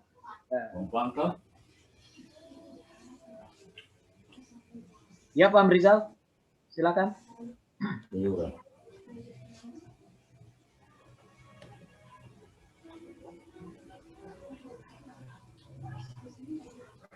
Ya, Assalamualaikum warahmatullahi wabarakatuh. Kedengaran Pak? Kedengaran ya? Baik. Terima kasih atas penjelasannya, luar biasa para narasumber pada malam hari ini. Saya sengaja, bukan sengaja sih, memang ingin tanya kepada para narasumber tentang hal itu, karena tadi itu memang terdapat berbagai banyak perbedaan Pak dari sudut pandang tentang memahami konsep Tuhan, sehingga saya untuk menyambung daripada pertanyaan saya sebenarnya dengan jawaban dari bapak-bapak semua, jangan-jangan mungkin yang membuat perbedaan itu kemungkinan ya sama-sama belum mendapat titik temu Tuhan itu apakah satu atau tunggal. Karena kalau disangsekertakan, kalau menurut saya Eka itu satu, tapi tunggal itu bukan satu. Kalau kita memaknainya Pak, makanya saya agak bingung ketika, tapi kalau Eka pasti satu, tapi kalau Esa maka dia ketunggalan. Nah ini yang membuat mungkin di pemaknaan saja seperti kata-kata, tetapi kalau ketika ketunggalan, saya memaknai Tuhan itu kalau di sisi sains kan berarti itu terkoneksian. Artinya semua alam semesta ini terkoneksi dengan ketunggalan itu. Sehingga wujud Tuhan pun itu sebenarnya ya alam semesta ini. Gitu. Itu dalam pemaknaan saya sendiri secara pribadi. Karena saya secara sains saya sangat kagum dengan salah satu mungkin ilmuwan, dan saya juga bertanya-tanya dengan ilmuwan satu ini, karena hampir ketika saya telusuri ilmuwan ini tak ada satupun yang profesor, doktor atau menjejak dunia pendidikan.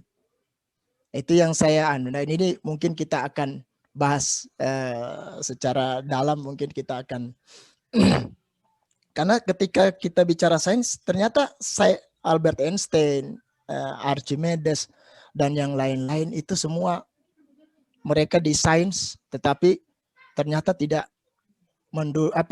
pernah belajar di sekolah. Mereka menemukan hukum relatif seperti Albert Einstein kan dia menemukan teori relativitas pada tahun 1905 itu.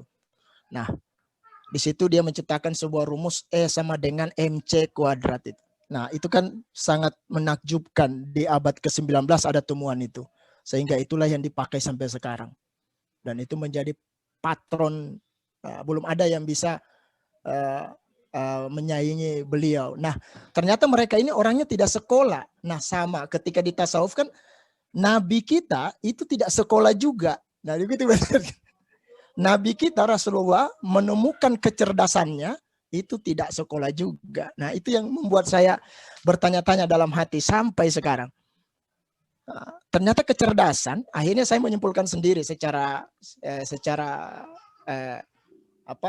spiritual saya. Ya sudah, kecerdasan itu tidak dicari di sekolah, tetapi dicari di kesendirian tadi itu. Di kesendirian. Ya, kalau orang-orang lama, orang-orang dulu mungkin di tasawuf mungkin ya di jalan suluknya ya. Kalau di tasawuf. Nah, kalau orang-orang mungkin yang berspiritual mungkin di alam meditasinya. Kemudian tafakkur. Nah, karena itu ternyata cara mereka sama. Ternyata hasil daripada ilmu ini itu di dugaan saya saja. Albert Einstein juga menemukan teori relativitas ini dari spiritualnya. Karena beliau tidak sekolah. Spiritual yang sudah diberikan akhirnya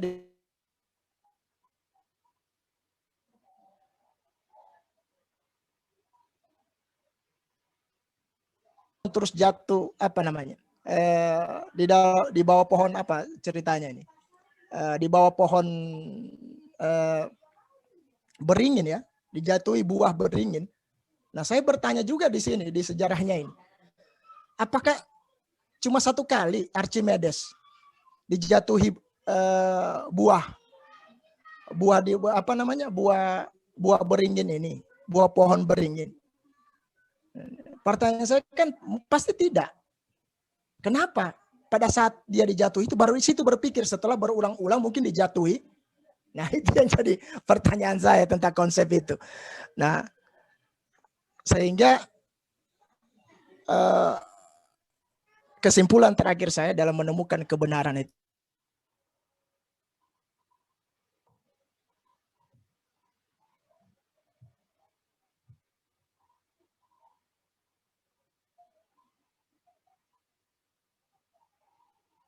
karena Rasulullah dulu sebelum menerima apapun, dia berspiritual dulu. Move in ke dalam dirinya, membaca diri.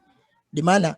Dulu sejarahnya beliau di Gua Hira, kemudian melakukan uzlah, tahannus selama beberapa hari, kemudian menemukan titik kecerdasan itu.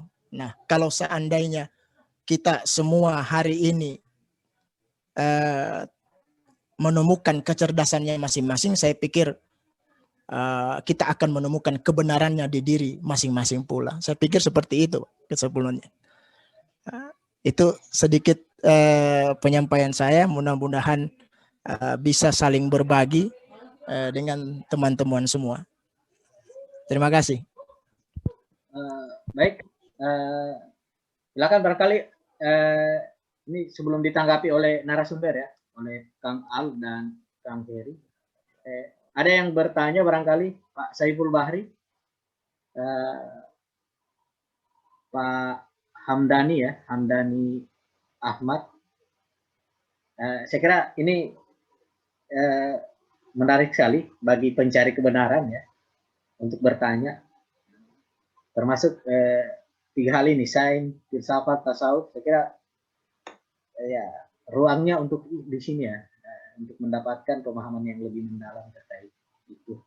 Mungkin saya juga barangkali ikut bertanya sedikit ya. Ini Kang Al dan Kang Heri Mardian. Ini kan terkait tasawuf ini Kang Heri. Ini kan ada anggapan di masyarakat ketika orang mempelajari tasawuf, melakukan meditasi, tirakat dan lain sebagainya, orang tersebut itu memiliki kesaktian begitu, ilmu apa semacam kanuragan mungkin bisa bisa berjalan di atas air, atau mungkin bisa melakukan bisa terbang dan lain sebagainya ya, bisa kebal, bisa segala macam lah begitu, sehingga orang takut, ada yang juga senang begitu untuk bertasawuf. Saya kira mohon pencerahannya Kang Heri dan Kang Al ya terkait hal tersebut. Silakan Kang.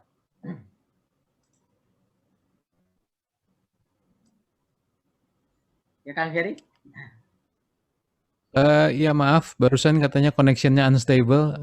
Gimana tadi? Ketika orang belajar tasawuf, yang muncul kesaktian begitu ya? Ya, kesaktian, bisa berjalan di atas air, kemudian bisa terbang dan lain sebagainya. Ketika orang bermotivasi, ada yang takut belajar tasawuf, ada yang bermotivasi belajar tasawuf karena kesaktian itu, gitu. Mohon barangkali pencerahannya. Apakah memang seperti tasawuf atau gimana begitu? Betul. Memang demikian. Jadi begini, ketika seseorang mendekat kepada Allah gitu ya, dalam tingkatan tertentu memang ada yang akhirnya terbuka hal-hal seperti itu. Ya. Tapi tidak semua, itu bukan sebuah jaminan. Ya. Kalau dari orang yang mencari Allah, itu justru jadi ujian. Ya. Itu justru jadi ujian yang berat. Gitu. Karena misalkan gini, kita punya tujuan mencari Allah. Saya naik kereta api dari Jakarta mau ke Bandung gitu ya. Harusnya sampai Bandung kan. Tapi kemudian di perjalanan terbuka hal-hal yang dalam tanda kutip kesaktian begitu. Nah, si orang yang tadinya tujuannya Allah, dia asik dengan pemandangan di perjalanan gitu. Dia malah bermain-main dengan hal-hal itu yang sebenarnya hanya permainan sebenarnya. Kita bisa aja, misalnya contoh yang paling mudah sangat umum di tasawuf, matanya terbuka, mata batinnya terbuka gitu. Tapi kalau dia asik di situ, dia melupakan tujuannya, itu jatuh. Ya. Jadi kaidah pertama memang untuk orang belajar tasawuf, pertama harus mutlak hanya Allah yang dicari. Dia tidak boleh punya tujuan mencari kesaktian, mencari kanuragan, mencari bisa berjalan di atas air untuk apa. Karena dari sudut pandang tasawuf kebenaran tadi, kesaktian tertinggi ya, itu mengerti bahasa Allah Ta'ala. Mengerti apa tujuan Allah dengan semua ini di keseharian kita. Kita diberi musibah, diberi bencana, diberi rizki yang dikadar, jadi A dan jadi B. Itu rahasia besar. Sesakti-saktinya orang, ya, kalau dari sudut pandang tasawuf, itu memahami itu. Itu kesaktian tertinggi. Bukan tadi bisa jalan di atas air, bisa menyembuhkan. Iya, itu memang kadang-kadang terbuka. Tapi tidak boleh jadi sebuah tujuan. Kalau itu berhenti di situ perjalanannya, orang akan jatuh. Seorang pejalan itu akan jatuh. Allah juga bisa mengabaikan, itu mengerikan. Itu ujian sebenarnya. Kalaupun itu terbuka, itu dianggap sebagai sebuah ujian, permainan. Nah, mutlak bahwa orang berjalan menuju Allah itu harus senantiasa setiap saat mengecek niatnya apa, tujuannya masih Allah atau bukan. Kemasyhuran juga bisa ya. Atau setiap saat juga harus memohon kepada Allah agar dijaga dari hal-hal seperti itu. Walaupun itu terbuka.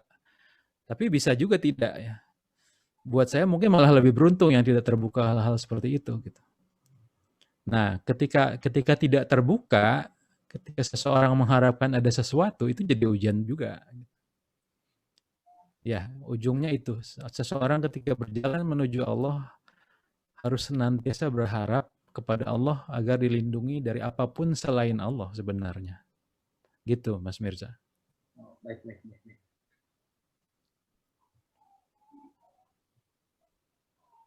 Ya, Kang Al. Eh, ya mungkin saya menambah KB aja gini aja.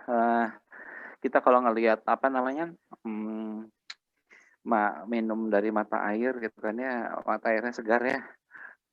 Apa namanya baik langsung diminum juga enak.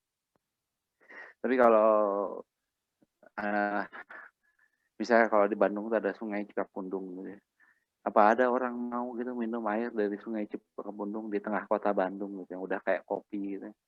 Jadi kalau mereka mau menelusuri sampai ke ujung, sampai ke mata airnya, mereka bisa meminumnya langsung gitu. Itu emang udah gambaran ininya ya, bahwa banyak cerita-cerita dalam kisah Zen tuh ada seorang guru yang ketika ngajar, terus ada kucing yang sedang suka ngeong-ngeong aja gitu ya, ini kan sama si guru itu, si kucing itu diikat dikasih makan. Terus guru tuh ngajar, terus dia nggak berapa lama.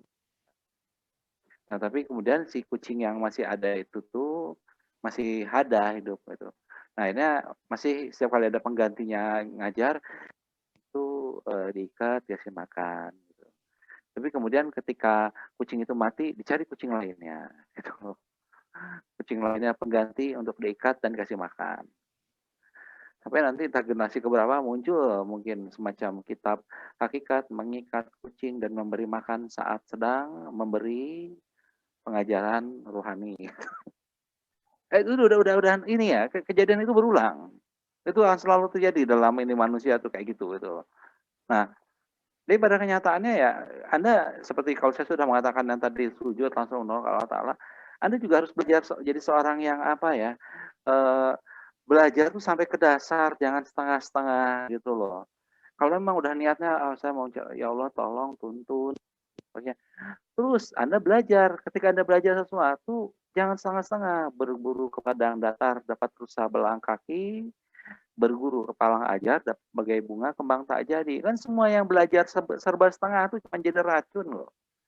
Belajar tuh radikal, radikal itu dalam mengakar, radiks, sampai ke dasarnya. Belajar filsafat, belajar filsafat modern berhadapan dengan pandangan-pandangan seperti tadi kok. Anda akan bingung dengan berbagai pertengkaran filosofis yang bertentangan tapi sama-sama logis dan ada yang mengatakan Tuhan itu cuma ini dan sebagainya, bingung. Terus sampai ujungnya Anda ketika Platon ada. Tiba-tiba filsafat itu latihan mati agar lepas dari epitumia dan tumos gitu loh. Terus bagaimana Socrates itu integratif ya gitu loh. Dia dihukum secara tidak adil tapi dia jadi sama muridnya yuk kita nyogok aja biar bisa kabur, marah dia. Apa yang saya ajarkan sama kamu? Terus dia nggak takut dengan kematian. Dia difitnah oleh Aristophanes sebagai seorang gay, seorang ateus. Ateos itu tidak percaya dewa-dewi. Ya, Socrates itu selalu bersumpah dengan nama Tuhan yang satu. Theos, Tuhan yang satu. Selalu begitu. Jadi menertawakan kebanyakan orang Yunani yang kalian tuh menyembah dewa-dewa yang saling berperang satu sama lain sambil memerangi sambil mengurusi kalian gitu. Orang nggak tahu tiba-tiba teman saya dari sebuah kelompok pengajian, Socrates itu kan ateis. Iya, ateis itu dari kata ateos. Ateos itu nggak percaya dewa-dewi. Belajar sampai ke dasar. Gitu. Terus sekarang belajar tasawuf juga sama seperti Harry. Nah, saya nggak akan bahas tentang tasawuf, sudah dibahas sama Harry. Saya bahas tentang sains sekarang. Terus nanti gimana kalau belajar sains? Saya juga banyak bikin orang jadi ateis kok gitu loh. Nih, saya kutip dari kata Heisenberg ya. Werner Heisenberg. Der erste Trung aus dem Naturwissenschaft mach Atheismus, aber auf dem Grund des Becher wartet Gott. Artinya, teguhkan dari gelas ilmu-ilmu alam akan mengubahmu menjadi seorang ateis. Namun di dasar gelas, Tuhan menunggumu. Dia belajar sains juga sampai dasar. Kejar terus. Jangan setengah-setengah, langsung ngaco-ngaco kemana-mana. Tuhan nggak ada. Yang ada tuh ini cuma hukum alam kayak gitu. Sama, itu kan serba tanggung gitu loh. Dasar. Jadi kalau tasawuf sudah dibahas oleh Harry, saya hanya bahas gitu. Di filsafat sama kok. Di sains juga sama. Jangan setengah-setengah kalau belajar tuh. Kan kalau udah sujud minta tolong Allah Ta'ala, masa takut mau belajar? Gitu.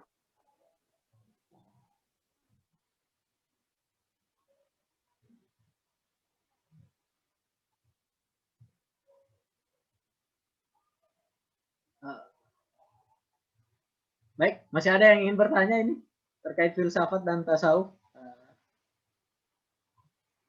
Ini selain Pak Amrizal, nih Pak Dr. Ridwan Deluma, barangkali ada yang mau ditanyakan? Atau bingung semua ini?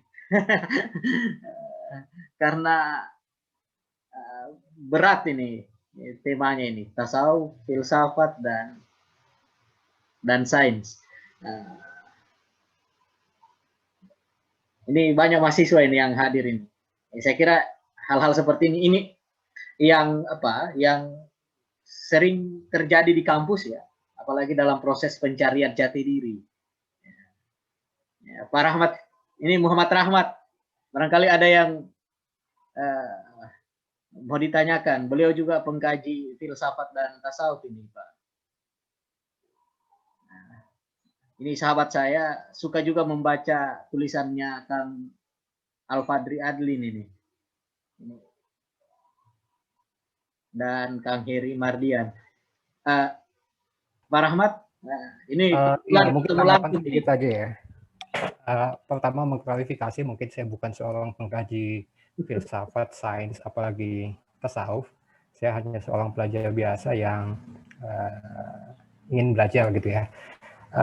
Tanggapan saya begini, saya kira kita perlu menghindari kecenderungan ekstrem ya, untuk mengatakan bahwa hanya tasawuf lah satu-satunya jalan yang bisa membawa kita kepada kebenaran, atau hanya sains lah satu-satunya metode yang bisa membawa kita kepada kebenaran, atau hanya filsafat lah satu-satunya cara yang bisa membawa kita kepada kebenaran. Saya teringat salah satu buku terjemahan ya yang pernah saya baca, tulisan Al-Ghazali, terjemahan dari Al-Munqidh Minad Dalal. Buku itu semacam autobiografi singkat ya, sangat tipis bukunya, tentang perjalanan spiritual Al-Ghazali. Di bagian awal buku itu dia menceritakan gitu ya, bahwa selama 2 bulan dia menghadapi semacam penyakit skeptisisme gitu ya. Dia mengalami semacam keraguan-raguan, misalnya dia ceritakan bagaimana dia tidak sempat percaya dengan pengetahuan yang diperoleh oleh indera, pengetahuan empirik, begitupun juga dengan pengetahuan rasional yang didapatkan melalui akal, sehingga akhirnya dia katakan berkat rahmat Allah lah penyakit itu bisa berhasil tersembuhkan gitu ya, dan dan kebenaran akli itu bisa diterima kembali gitu ya. Nah, itu aja ya saya kira tanggapan singkat dari saya gitu ya. Dan saya kira kecenderungan ekstrem yang semacam ini bukan hanya ada di tasawuf, sains, atau filsafat, tapi kalau kita mau melihat kecenderungan beberapa saintis kontemporer, misalnya Dawkins dan lain-lain, yang hanya menganggap bahwa sains salah satu-satunya cara gitu ya yang dapat mengantarkan kita ke kebenaran. Saya kira ini juga berbahaya gitu ya. Sebab dengan menghilangkan filsafat sebagai fondasi atau basis daripada sains itu sendiri, itu sama hanya dengan bunuh diri gitu ya. Sebab indikator kebenaran, benar atau salah itu sesuatu yang filosofis gitu ya, bukan sesuatu yang bisa diperoleh dari sains gitu ya. Jadi itu aja tanggapan dari saya. Terima kasih. Baik, terima kasih Pak Muhammad Rahmat. Selanjutnya kepada narasumber ya, Kang Al dan Kang Heri Madrian untuk menanggapi. Silakan. Mana yang duluan nih, Kang Heri ya? Silakan Kang Heri. Saya sepakat dengan Pak Rahmat tadi bahwa tidak sepatutnya kita mengklaim bahwa jalur yang kita tempuh adalah satu-satunya jalan untuk mencapai kebenaran gitu. Itu tentu bukan sebuah start yang baik. Yang sangat dihargai di proses pencarian agama, khususnya dari kacamata tasawuf, itu objektivitas. Jujur, ya, kita berangkat dengan objektif. Sebenarnya boleh dari tasawuf, dari sains, dari manapun gitu. Nah, kaidahnya karena pemilik kebenaran sekali lagi adalah Allah Ta'ala gitu. Ketika sejak awal memohon kepada Allah Ta'ala yang Maha Tinggi itu untuk dibimbing, itu mustahil Allah itu mengabaikan ya. semesta. Itu kaidahnya begitu. Nah, setelah itu boleh mulai dari manapun sebenarnya, ya. Dengan harus objektif dan jujur gitu. Boleh dari filsafat, boleh dari tasawuf, boleh dari sains tentu saja gitu ya. Karena memang itu cara ilmu pengetahuan berkembang gitu. Al-Ghazali pun begitu, benar ya. Dia kan mulai dari filsafat dengan ilmu-ilmu yang lain sampai akhirnya ya Al-Ghazali belajar sampai ke ufuk, sampai dia yaitu tadi ada penyakit skeptisisme dan dia merasa harus mengalami sendiri. Nah, sejak itu dia mulai mencoba menapaki tasawuf dengan memelihara objektivitasnya, jujurnya, dan beliau sampai gitu ya. Ya, tanggapan saya begitu. Saya sepakat untuk tidak mengklaim ini jalan yang paling tepat untuk mencapai kebenaran. Tapi kaidah yang objektivitas dan jujur itu harus tetap dijaga, nomor satunya itu. Demikian. Baik, terima kasih Kang Heri. Selanjutnya ke Kang Al-Fadri Alin. Apa yang ingin saya sampaikan sudah disampaikan oleh Mas Rahmat dan Heri. Saya sepakat dengan keduanya. Saya apalagi yang bisa saya tambahkan? Menggarami lautan saya nanti. Baik, masih ada yang bertanya ini. Kalau tidak ada barangkali ini tinggal 10 menit lagi waktu sesuai ininya jadwalnya. Nah, ini ada yang bertanya lagi nih. Di kalangan sains lagi tren istilah fisika kuantum. Nah, bagaimana seharusnya kita menyikapi hal ini?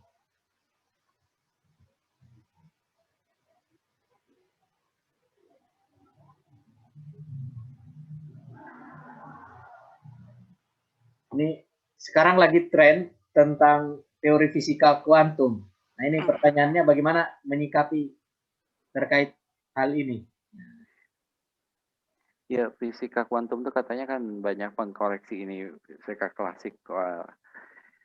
Tapi gini maksudnya, itu bukan suatu ancaman yang ini, malah suatu hal yang ini ya, membuat sains sadar gitu loh bahwa tidak kepastian tuh tidak seperti itu. Jadi paling gampang dari fisika kuantum itu kan kalau orang tahu bisa mengukur posisi, dia tidak tahu kecepatan. Kalau dia mengukur kecepatan posisi gitu, gampang gitu-gitulah. Paling gampang, saya bukan orang sains ya.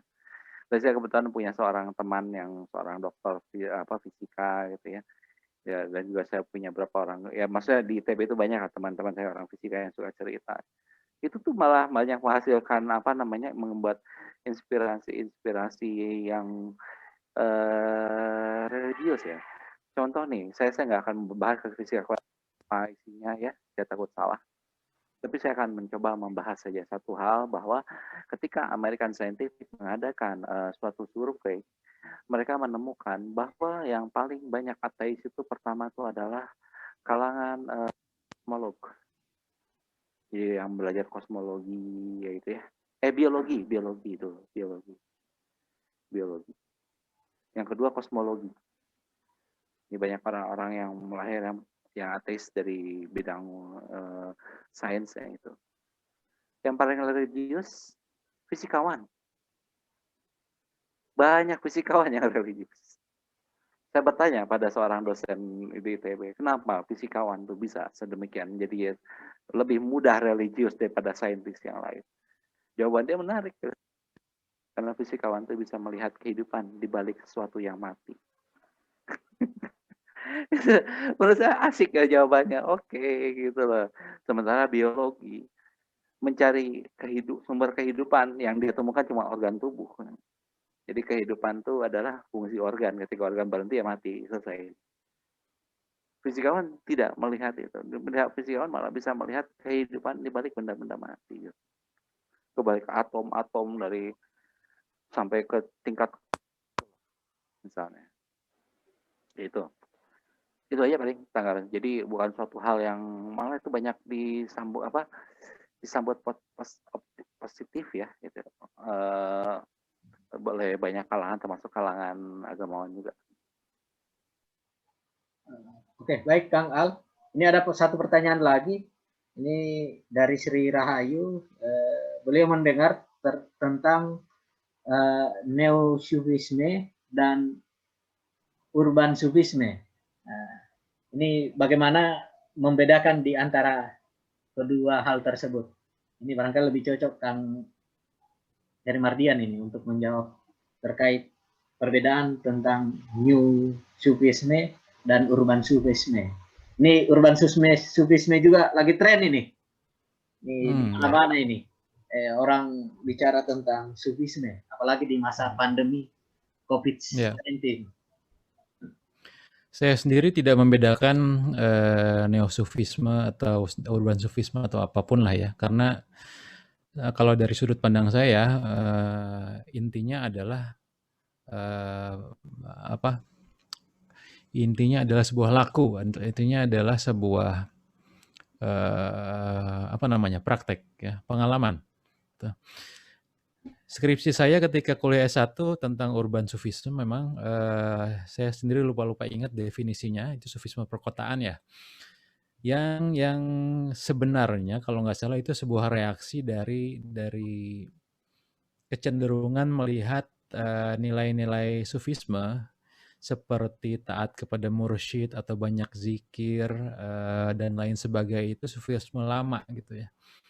Itu jadi cenderung ada sebuah sufisme perkotaan yang lebih banyak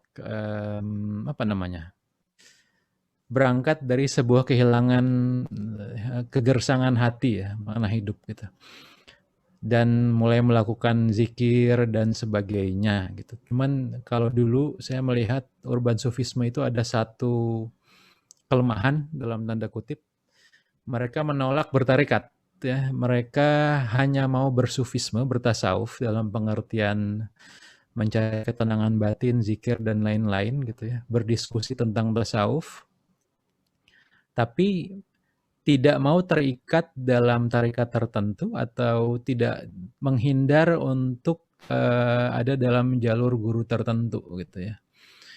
Nah, dalam kacamata tasawuf yang apa ya, yang radikal, yang dekat dengan akarnya, hampir tidak bisa diterima bahwa seseorang itu menapaki jalan tasawuf, menapaki jalan tawat tanpa bimbingan seorang guru atau tidak dalam lembaga ketarikatan tertentu gitu ya. Jadi itulah urban sufisme jadi lebih ke kecenderungan masyarakat kota yang kehilangan makna hidup dan berupaya untuk mencari ketenangan batin, tapi di luar jalur tarekat resmi ya. Itu yang dari sudut pandang, sebenarnya dari sudut pandang tarekat itu kuno dalam tanda kutip ya. Gitu. Kemudian neo-sufisme, saya sendiri lupa ingat apa definisinya. Tasawuf baru yang kalau nggak salah dicetuskan oleh Fazlur Rahman ya. Mirip-mirip juga. Saya tidak bisa bicara membandingkan dengan neo-sufisme karena saya udah lupa definisinya apa. Dulu saya baca Fazlur Rahman, cuman saya nggak ingat. Ya, jadi tidak bisa saya bandingkan. Tapi kira-kira ke arah situ mirip-mirip. Dua-duanya tidak bertarekat secara tradisional. Gitu sih tanggapan saya, Mas Mirza. Saya rasa mungkin Al-Fatri bisa lebih ingat lagi apa itu neo-sufisme ya. Ya. Demikian. Baik. Kang Al, terima kasih Kang Heri. Ya, dipersilakan Kang Al. Iya, saya sudah menuliskan itu dalam tulisan saya di website Pix juga ya. Judulnya itu Mata Air Agama-Agama. Saya menggunakan kacamata fenomenologi agama, terus juga ya di situ saya mengkritik walaupun ya yang tasawuf positif yang diusung oleh Mas Haidar Bagir gitu ya, ya neosufisme ya senada lah maksudnya.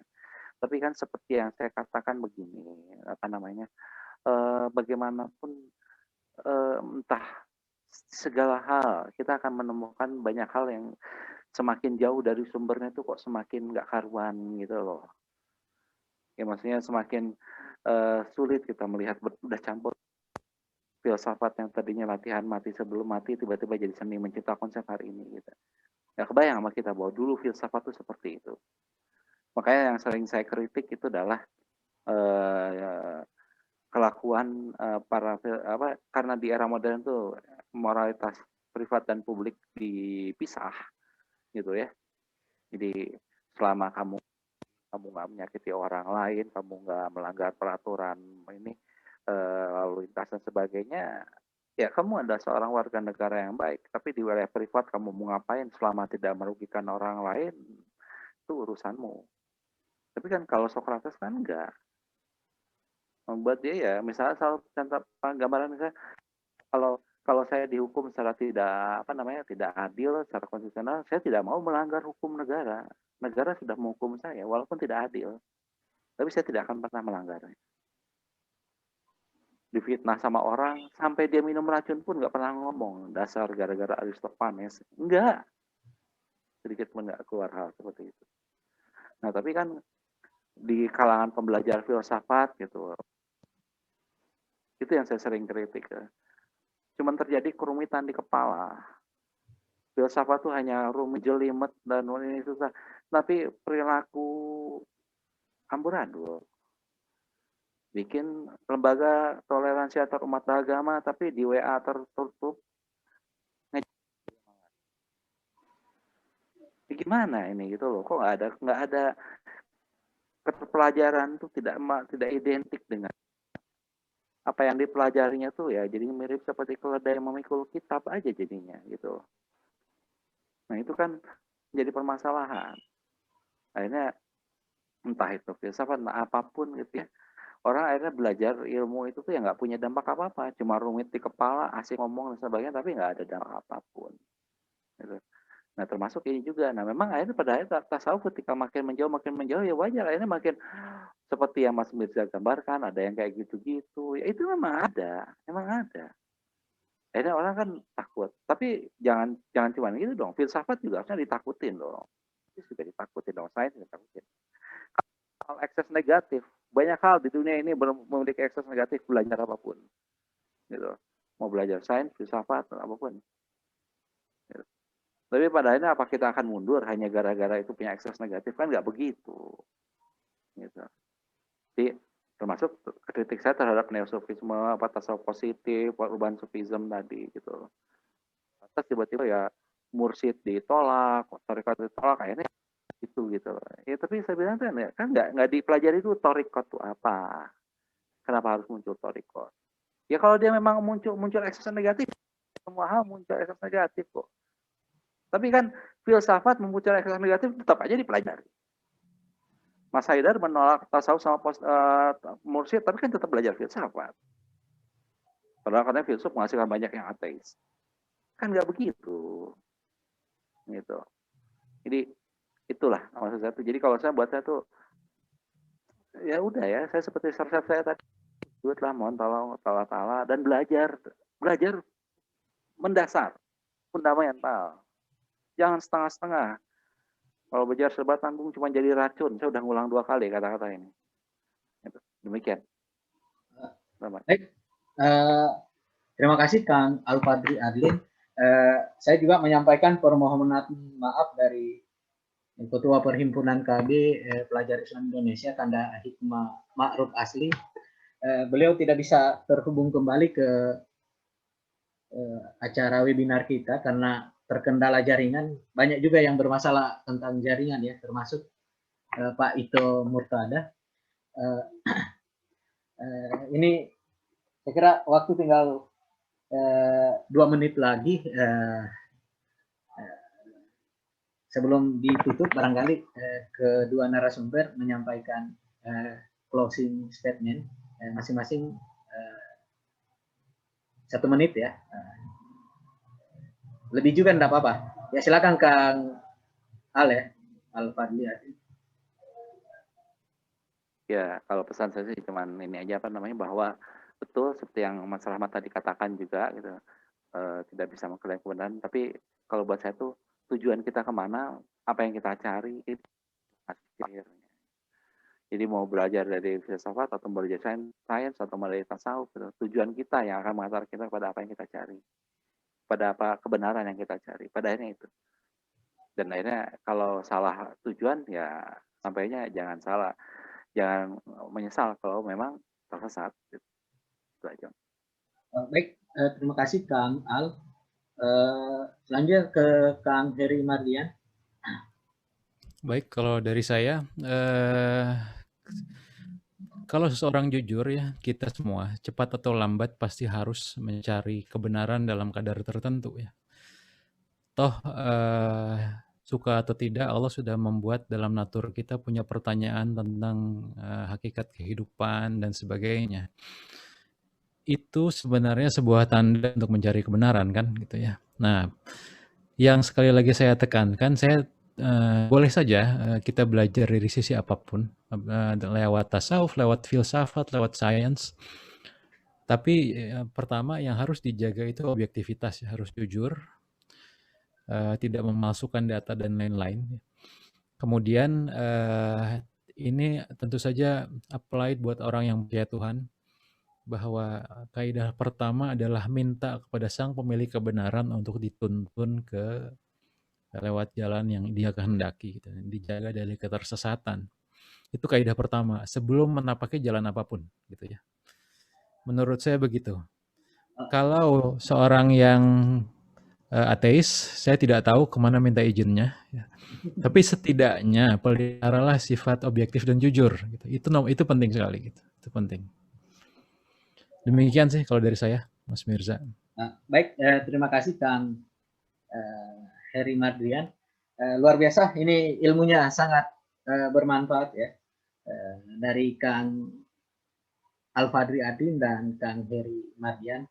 Meskipun waktunya sangat terbatas, saya kira para pencari kebenaran dalam hal ini para peserta yang tergabung dalam Zoom ini, saya kira tidak terhenti mempelajari sains, filsafat,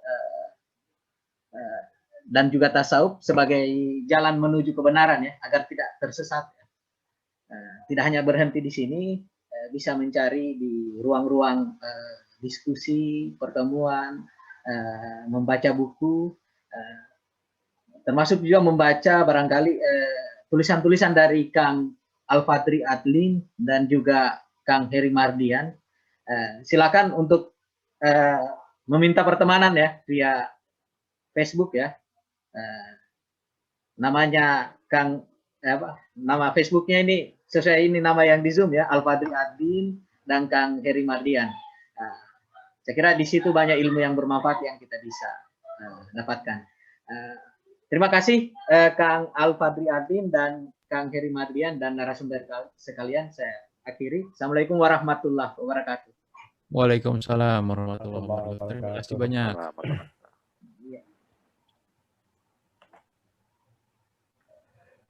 Izin cabut moderator. Iya. Terima kasih. Pak Heri, Pak Ito, Mas Al. Oh iya. Terima kasih. Iya, sama-sama. Terima kasih. Saya juga izin pamit. Assalamualaikum warahmatullahi wabarakatuh. Waalaikumsalam warahmatullahi wabarakatuh. Waalaikumsalam warahmatullahi wabarakatuh.